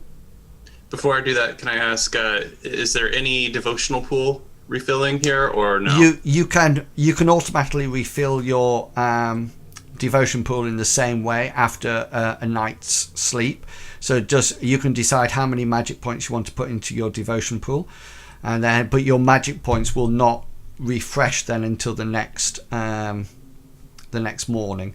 If your devotion pool is already full, you don't lose that during a night's sleep. Yeah, excellent. Okay, so I'm just a little bit down on magic points, but my devotional pool is up if anybody gets more serious wounds. Okay, cool. Vigor, I'm just posting it there. And the first one? Yeah, so that's fine. And the second one. Yeah, and that's fine as well because you'll take easy rather than you could take minutes, and so you just can. a side note, Yeah. sorry, my chest is down to 1 point. Will our sleeping and whatnot heal that? Yeah. Just let me. Yeah, I was going to ask that. Let me just check that. I don't think I do first aid myself. I wouldn't expect to do first aid myself. Right, so you should have a healing rate. Oh yeah. Okay, so if you're in minor wounds, oh yes, you as long as you're not doing anything that strenuous. So walking is not strenuous, but if you got into combat or anything like that, so you can actually heal minor wounds, your healing rate per day. Oh, wonderful. So how long have we been here now? Just 1 day? Well, no, from this point. Because you can't get damage back. So it was at the night when you came up out of the prison, you've done this, so this is the next morning. So at the end of the next day, what's your healing rate? 3. 3. Mine's 3 as well. Yeah, so at the end of the next day, you'll both quite naturally get 3 points back in your location, only if you do not carry out strenuous activity. Yeah. My next question is, so we've got 3 points. Is that 3 points and then we heal 1? So for example, Hengist's left arm is damaged. Does he heal his left arm first, then move on to his head, or has he got 3 points to spend? Hang on, let me just check. all the injured areas. I could just give you a little Bartleby fix on your head if you needed. Well, You just gotta come by the healer cottage. Bartleby, but we might need your magic points. Okay, so it basically is stating that it says the healing rate dictates how many hit points are recovered in a location, depending on the injury's nature. So if you would get 3 points back in your arm, and then you get 3 points back in your head, etc., etc. Yeah, no problem. Thank you.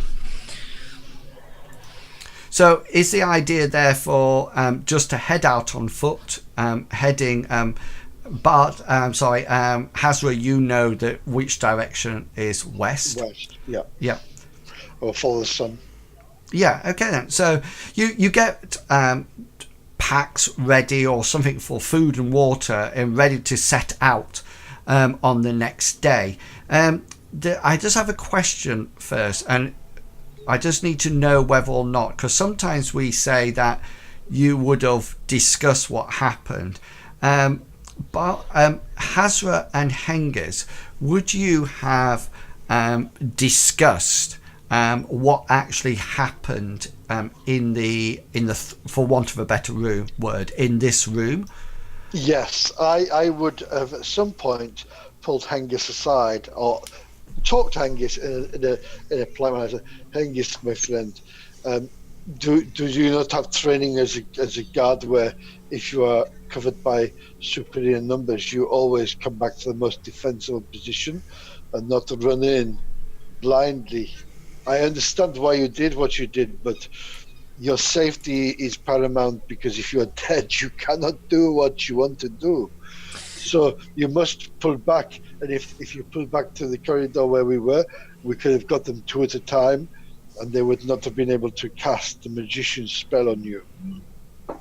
You know me, I think you know me well enough, Hazra, that when I fight, I normally fight with a cool, calm, collected, calculating manner, bearing in mind strategy and tactics, as you mentioned. But as soon as I saw my sister, it was as if I was possessed. All I could think of was trying to save her as fast as I could, and I had no regard to my own well-being. All I could focus on was saving her. I do understand family is paramount, but a dead man saves nobody. You're so philosophical. Although this is the first time I've experienced it. That it is known in my land that sometimes when men fight, they go mad with bloodlust in battle. Yes. We have a word for this. We call this bull rage. I think this is the first time in my life that I've ever experienced that feeling in battle. It was as if I thought what I wanted to do and it just happened. I understand. You entered the bull rage and saw the mist. Other tribes call it different things because of bear something or other, but we call it bull rage, where you just see nothing but the red mist and you must charge forward. Yes. The mist. I think this is something you must learn to control, Hengist, my friend. I do like you, and I do think you are a very strong person, but you should not rush in. You almost died. I know. If you'd have pulled back into that path, we could have taken them apart bit by bit. Is this the actual thing that you were meaning, either about discussing it? No, this is fine. No, I like it. It's a nice bit of role play. It's not something that I would ever. I can only hope that I never experience again. Yes. When you feel it rising, you must just bite down and keep it back behind you. It's not something that I'd ever want to experience again. It's not me. It's not how I fight, but it's as if I have no choice in the matter. But when fighting, you must be as still as the wind and as calm as a breeze. Yes, that's how I normally fight. It's most men where I come from, when they fight, they're part drunk or they take they take herbs or something like that to help them fight and keep calm in battle. Yes. But I've always been. I've never needed that. It's something that I've never. It's from your core. You fight from your strength, which is I respect. But in this moment, you upset me, Hengist. You ran through. You should know this from your guard training. What the guards do, they guard. They don't run blindly. They guard. They stay, and they take a defensive position. I understand what you say, Hazra, but I've never been, apart from that short stint when I worked in as a guard in Lindo's. That's not my natural being. I'm a warrior. Really? I met you as a guard. I assumed you were a guard from the start. No, I apologize. I called you Hengist. I thought you. Yes. No, where I came from, I'm a household warrior. We would actively seek out enemies and protect the land instead of standing on guard duty. And this is one of the reasons why I left the guard here in Lindo. I understand. We would actively seek out and go on patrol. Yes. And also where I was, it was in the midst of a huge war had just happened, and there was still lots of skirmishes and fights and battles that way between minor lords. So it's not somewhere that you would stand guard. You'd be always in the action. I see you are more of a progressive rather than a passive action. Yes. Whereas to be fair, with my nomad tribe, we try to be very passive, but yes, we will go out and hunt the enemy if need be. I understand. Mr. Spock, sorry, Hazra. Mr. Spock. Bury your emotions. Bury them deep and do not let them... Don't let them out again. And are you sharing the spell casting that you saw in the room with Gulliver? I've done that already with... Yeah. So with Gully, I've told Gully that I saw sorcerers. Yes. In there, they had the robes and those sorts of things. Yeah. So Gulliver, is there anything you would like to ask about that? It appeared that What was I told?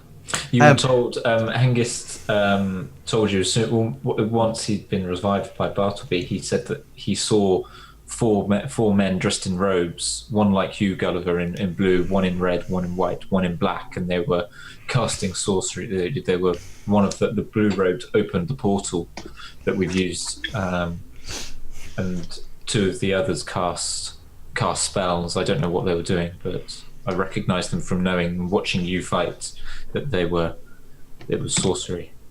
So Hengist describes to you, Gulliver, the spell that you recognise as a rack spell that came from the black robe magician, sorcerer. Sorry, but the interesting thing is how it manifested itself. Was exactly like your manifestation of the rack spell. They looked either completely identical or at least very similar. Gulliver's going to ask whether or not... Does Gulliver know what a lich rack would normally look like? Or Well, you know that each magician, each sorcerer sort of like manipulates their spells to have their own manifestation of it.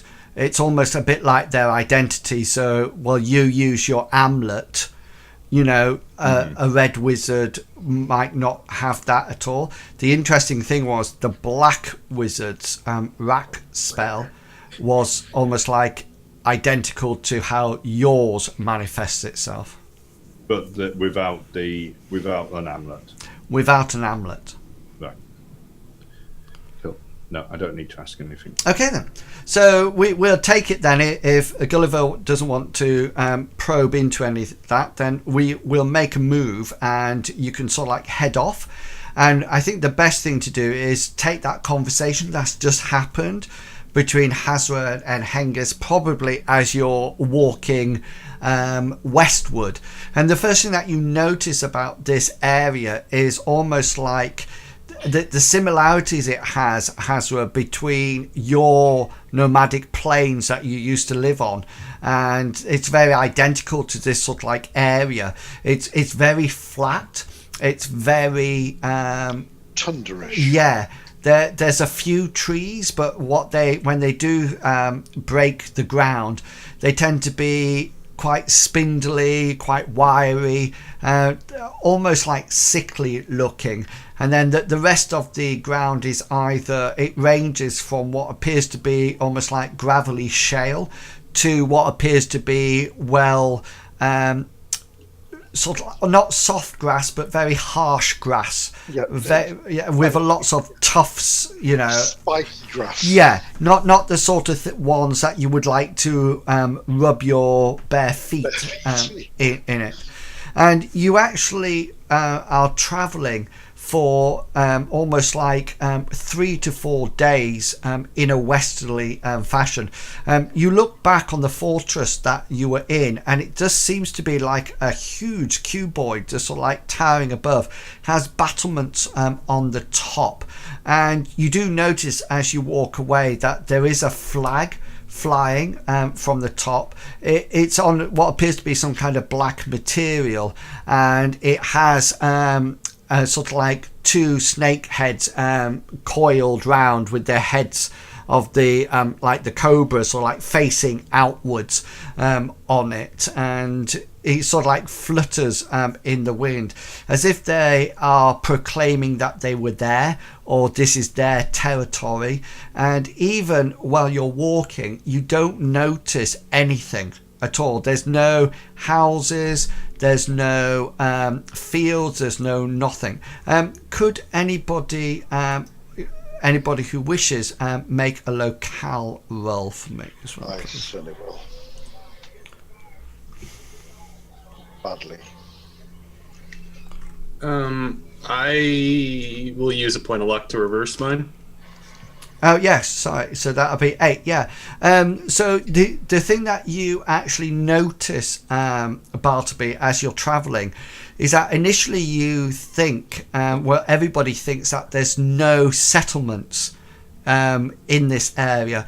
But what you do notice is, as you're looking around, you suddenly notice in certain places almost like low walls left, or the odd post toppled over and being grown on by the grass. And it's as if there were once settlements here, but they've been removed and almost like knocked down or burnt or something like that. And there's only the bare glimpses of it. And you do think, Bartleby, that this might have been where the teenagers that you're carrying with you, they might have actually perhaps come from one of these farms from the surrounding areas, and what's actually happened to their parents or anything like that, you're not too sure at all. It's actually on the dawn on the 5th day, when you're actually walking, that you notice off in the distance, you can see that there appears to be a river. As you start to get closer and closer, you notice that it's quite wide as well. It's not a rivulet or a tiny river. It's quite wide. It's wide enough that you would have to swim across rather than actually wade across.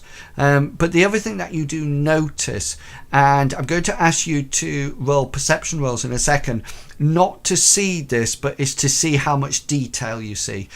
As you're sort of like walking towards the river, coming this way, almost like following a trail that's along the river, appears 4 wagons.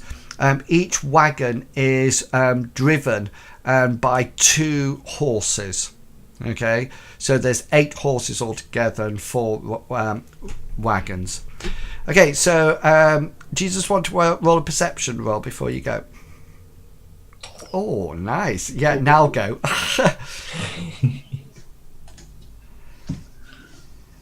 Oh, got an easy. Angus never gets anything good on perception. Does anybody want to use any luck? No, I'm out of I luck. don't have any. Okay, so Hazra, notices the following things, and he communicates it to you. I'm going to move you onto the map with the caravan on. Can you see that? Yes. So the first thing that I would say to you is that they're not travelling in a single line. They seem to be staggered. The one at the front appears to be covered, and the ones on the back tend to be open but have goods on them. The sort of things, let me just call up my sheet. The sort of things that you actually see on them are things like textiles, pots for herbs, maybe some tan level, forged metalwork, so things like plows, tools, maybe the odd weapon. And they seem to be quite a variety of goods on them. You can't see what's in the front. You also notice that on the front caravan there is 2 people up at the front, and on all the other caravans there's just a single person driving it. They seem to be heading north. So if you imagine from the Stockholm, the castle, the tower, you've gone west, and they're coming up parallel to the river, travelling north. And as you figure that you can have a choice, you can either, you've seen them, so you can probably ascertain that they are have probably seen you as well. But it's whether or not you wish to keep going and meet up with the caravan, or slow up and let the caravan move past you. No, I think that if we can at least see where they're going, and if they're going where we're going, then maybe we can have a ride and these 2 children can rest. That seems properly. Seems a good idea, Hazra. It's going to be a long way on foot, especially with these 2. I'm sure it's taking its toll on Bartleby, keeping them revived with Amrel's blessing every day. Yes, and maybe we can make some coin by being their guards as we head this way. Maybe not. It's just a thought. We can but ask. Okay, so is the idea then to actually meet them? Yeah.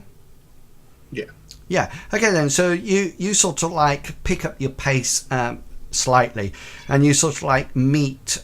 You actually get to the trail before they do, and the caravan sort of like trundles up. You can hear there's quite heavy wheels on the wagons turning around. They look like they're quite laden. You figure they're probably going somewhere to sell goods rather than somewhere to buy goods. And on the front carriage, the one that you can see there, there's 2 people on there. One looks almost like similar to Loram. He looks quite stocky, quite muscly, quite powerfully built. The only difference between this person and Loram is that this person seems to have tattoos across his chest and round his face and going down his neck. Next to something I've seen before. Roll your what skill would you like to use? Locale, possibly, because I mean, if we're a travelling tribe, then I just thought maybe we might have seen something like this before. Okay, so. roll it in any case, and I'll let you into my thinking.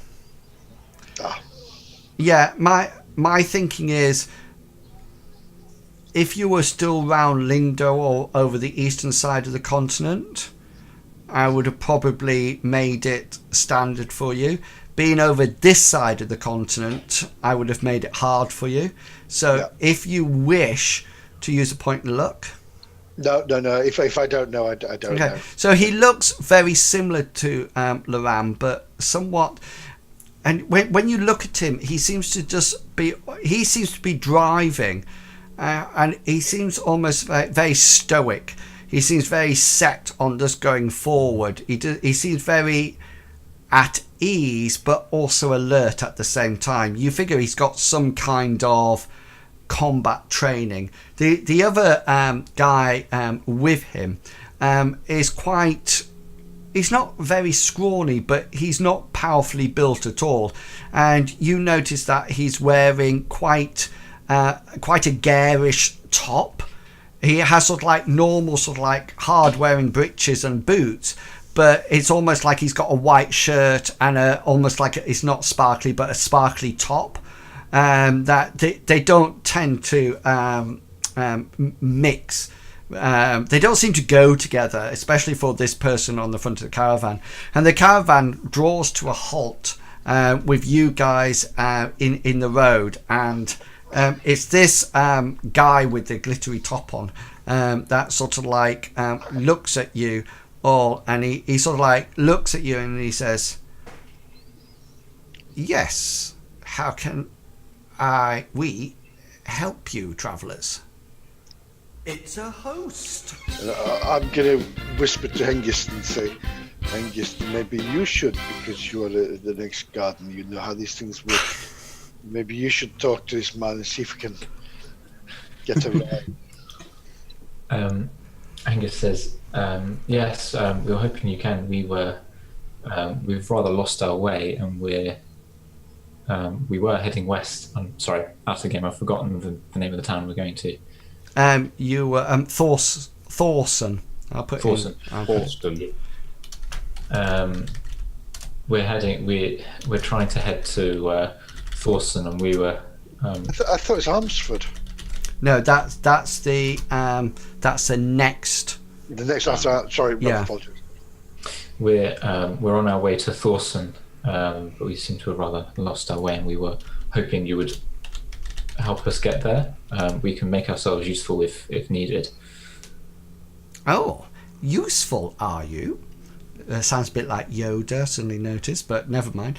And he sort of like turns to the sort of like the tattooed man near, and the tattooed man just sort of like goes like this. He just goes and shrugs his shoulders, and he looks back at you and he says, "So how will you be useful?"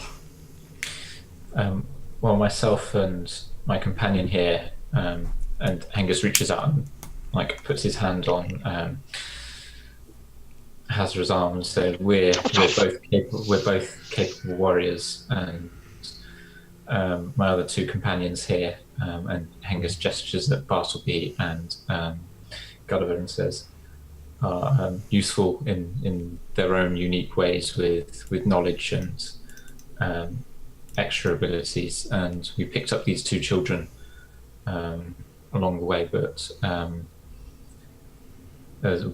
we rescued them from a den of evil men and thieves, and we've been trying to look after them and get them to the nearest town.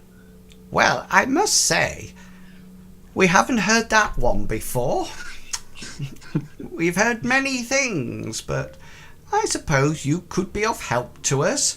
And surely Sindra has looked down on you well today to make it so that you meet our caravan. Perhaps she has something in store for you that will help you on your way. So let me get this right. Am I paying you, or are you paying me? I'll whisper to Hengist and I would say, if he needs our help, then he can pay what he thinks we are worth. But failing that, we will travel with him for free. Roll your deceit roll for me. It's not deceit. No, in the sense that you're... Are you saying it so No, I'm not saying that out loud. I'm literally whispering it to Hengist. So you're using deceit, and I'm matching my perception against your deceit to see whether or not I hear it. I get a 4. I won't bother. I got a 1. We got a 1? No. No. And Punch luck? No. he sort of like looks at you and sort of like says, I am still here, you know. I'm very Sorry, sorry. yes. I was just trying to tell my comrade here that we could be, if you wanted to pay us if we get into trouble, if anything happens and you have to use our services, then fair enough. Then if you wish to pay us, that is wonderful. But I am providing you the safety of my caravan. And he sort of like looks down at your feet and sort of like says, and your sore feet as well. Well, this is true, sir, kind sir, but we are also providing you the protection of numbers. The greater the numbers, the less bandits or riff-raff that will try to take your precious goods. I tell you what. There are lots around. Scary. I tell you what, man with strange accent, not from this part, let's allow Sinra to decide. And he sort of like reaches inside his pocket and he brings out what appears to be, it looks almost like a gold disc. You don't think it's a coin. It looks more like a gold disc. And you can see on one side there's a dragon's head. And on the other side there's a dragon's tail. And he says, right. He says, heads I win, tails you lose. And goes, chung. And flicks it up, catches it and puts it down. And says, I win. And he sort of like puts the thing away and says, Sindra has spoken. Oh, her power is all divineness. Tell you what, we will do it this way. I will allow you passage on my wagon till the next town, Thorson, in exchange for you doing some work for me. You mentioned that some of you are quite good with a weapon. Well, you can ride point for us and search out. Others of you might be able to just make us aware of walking front and, or ride upon the front wagon and keep an eye out for potholes. Or, or some of you might be able to forage for potential herbs or, small animals or their eggs. Then, if you wish to travel with us beyond Thorson, then I think then you can pay us, or we'll come to another agreement. That sounds very fair and reasonable. He sort of like looks at the children and says, do they look a bit scrawny? And he sort of like looks at you all in turn and says, are they yours? No, we just rescued them from a bandit hold. Oh, yes. Decimated with them. I understand. You just rescued them.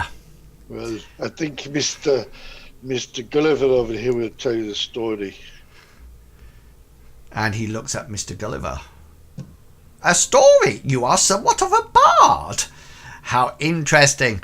It is a long time since we've heard stories round the fire from those of magical words of the bard. We will look forward to tonight. In the meantime, please join one of the other wagons. You can ride up front or sit on the back until we make camp in about 3 hours' time. Then we'll stop for food and have a drink. Yeah, hop and bottle. By the way, my name is Johan. Mine is Hengist. This is Hazra. Go on, Bartleby.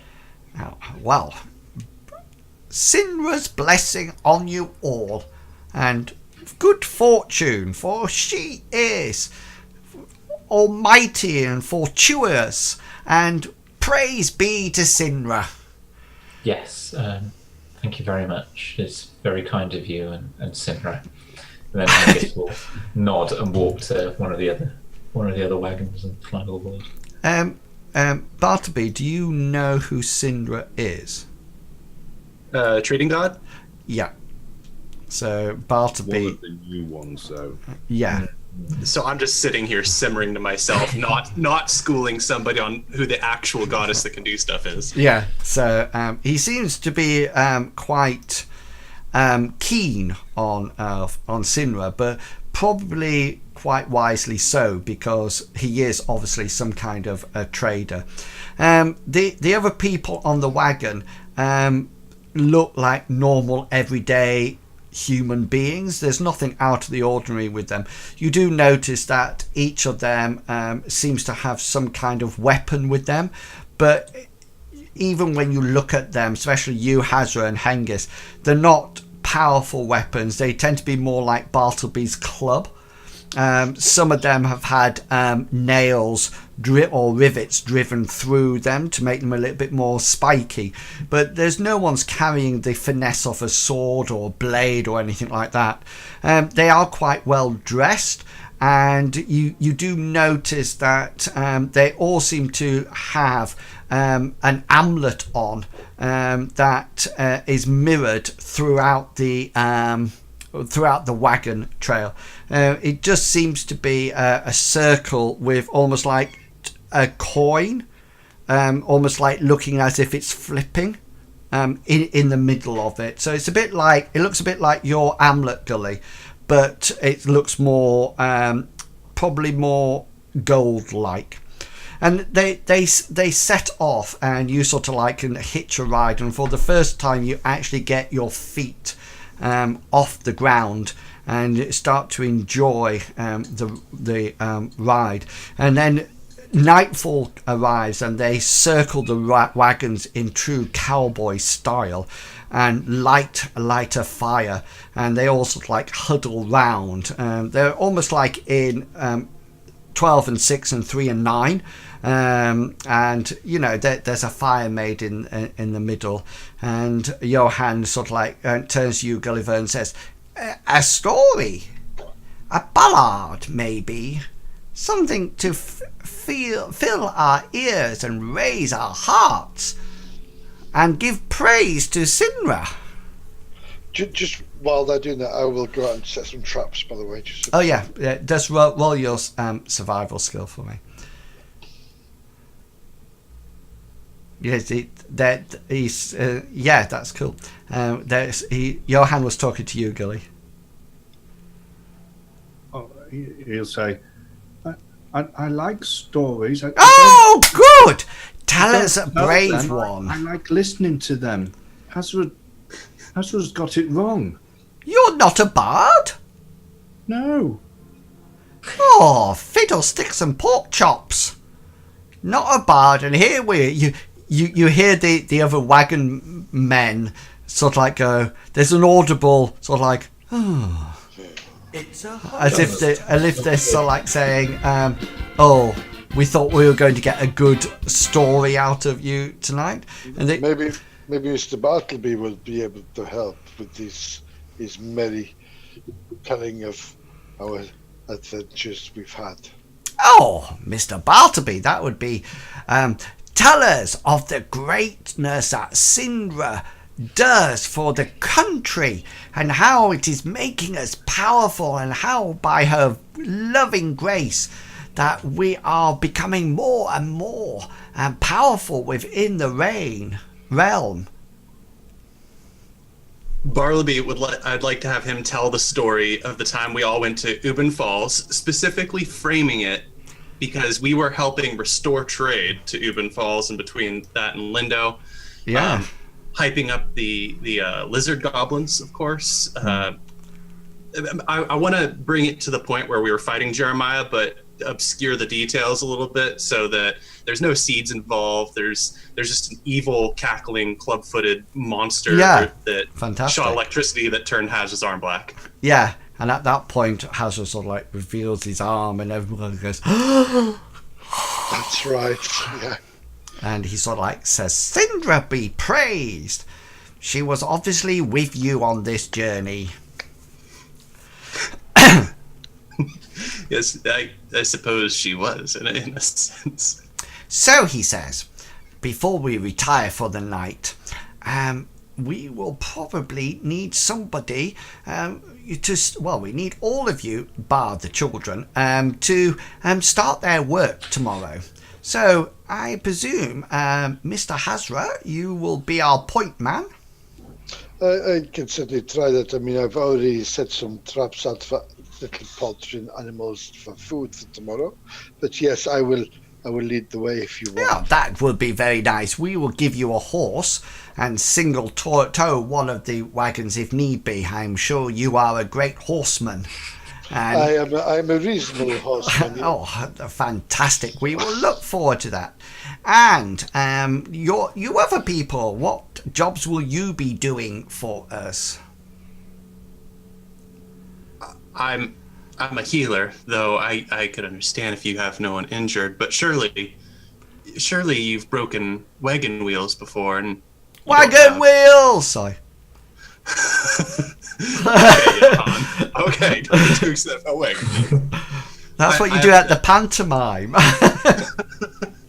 I have the power to repair broken. Are you knowledgeable about herbs? I did an American translation there for you, by the way.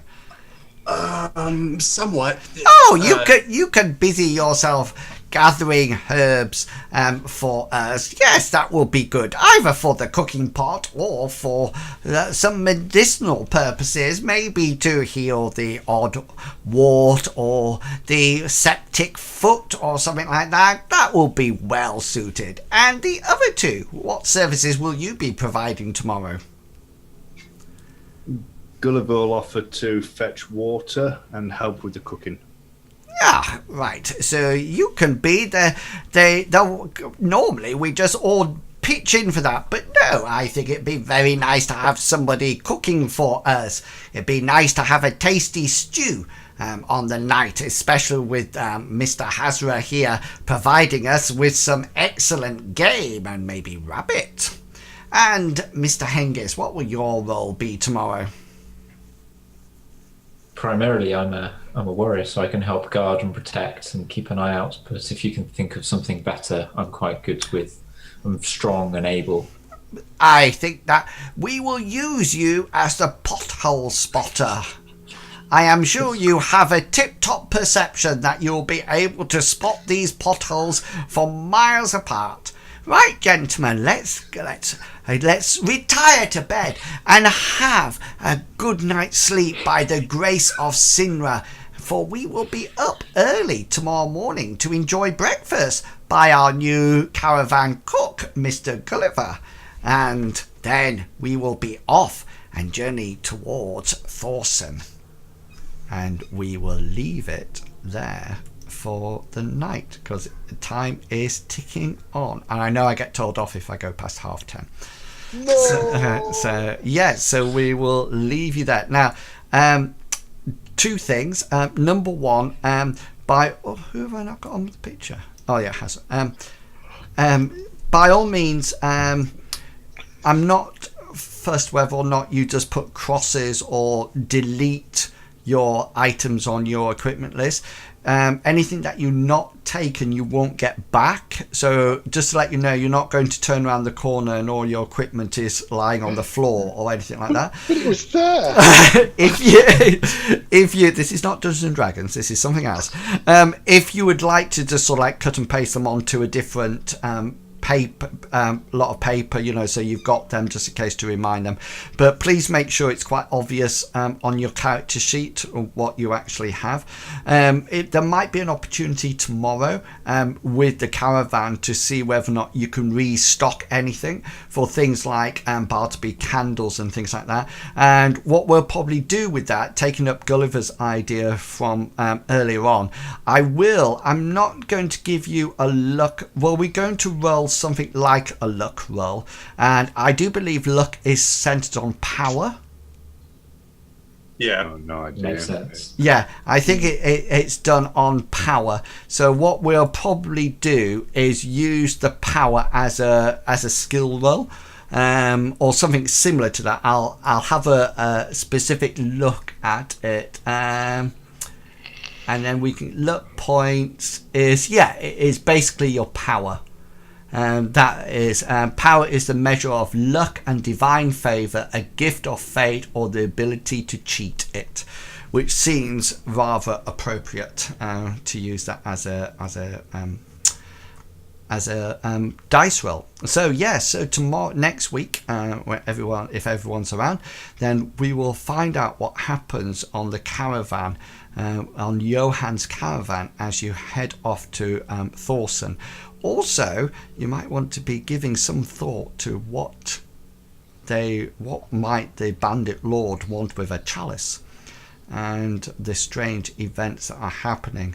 And just so you know, Bartleby, yet again, you have the same dream of Amriel slowly being covered with that inky blackness. So, and we'll leave it there. So, I hope you enjoyed tonight's stream. If you're busy watching, then thank you very much for joining us tonight. Just to let you know that I'll be back streaming tomorrow, ESO at 2 o'clock BST time. Also, remember on Thursday there is probably the last Call of Cthulhu session. The last Call of Cthulhu session for the Burnt Man mystery, and that will be coming to an end. So, if you want to be looking for the exciting climax for the story, then next week is the Thursday night to be around at 7 o'clock. Also, remember, if you'd like to catch up with any of the campaign sessions from this Mythras adventure, the Shadowrun, or the Call of Cthulhu, Starfinder, or Dungeons and Dragons, you can find that all on my website, as well as blog posts, etc. at inwills.co.uk. I really hope that you've enjoyed tonight's stream and the game, and hopefully you will join us next time. Until then, I'd just like to say to each and every one of you, please say what you think and be who you are, because the people who mind don't matter, and the people who matter don't mind. Have fun, and I will catch you later. And until then, we'll just say goodbye. See you. Where's the waffle?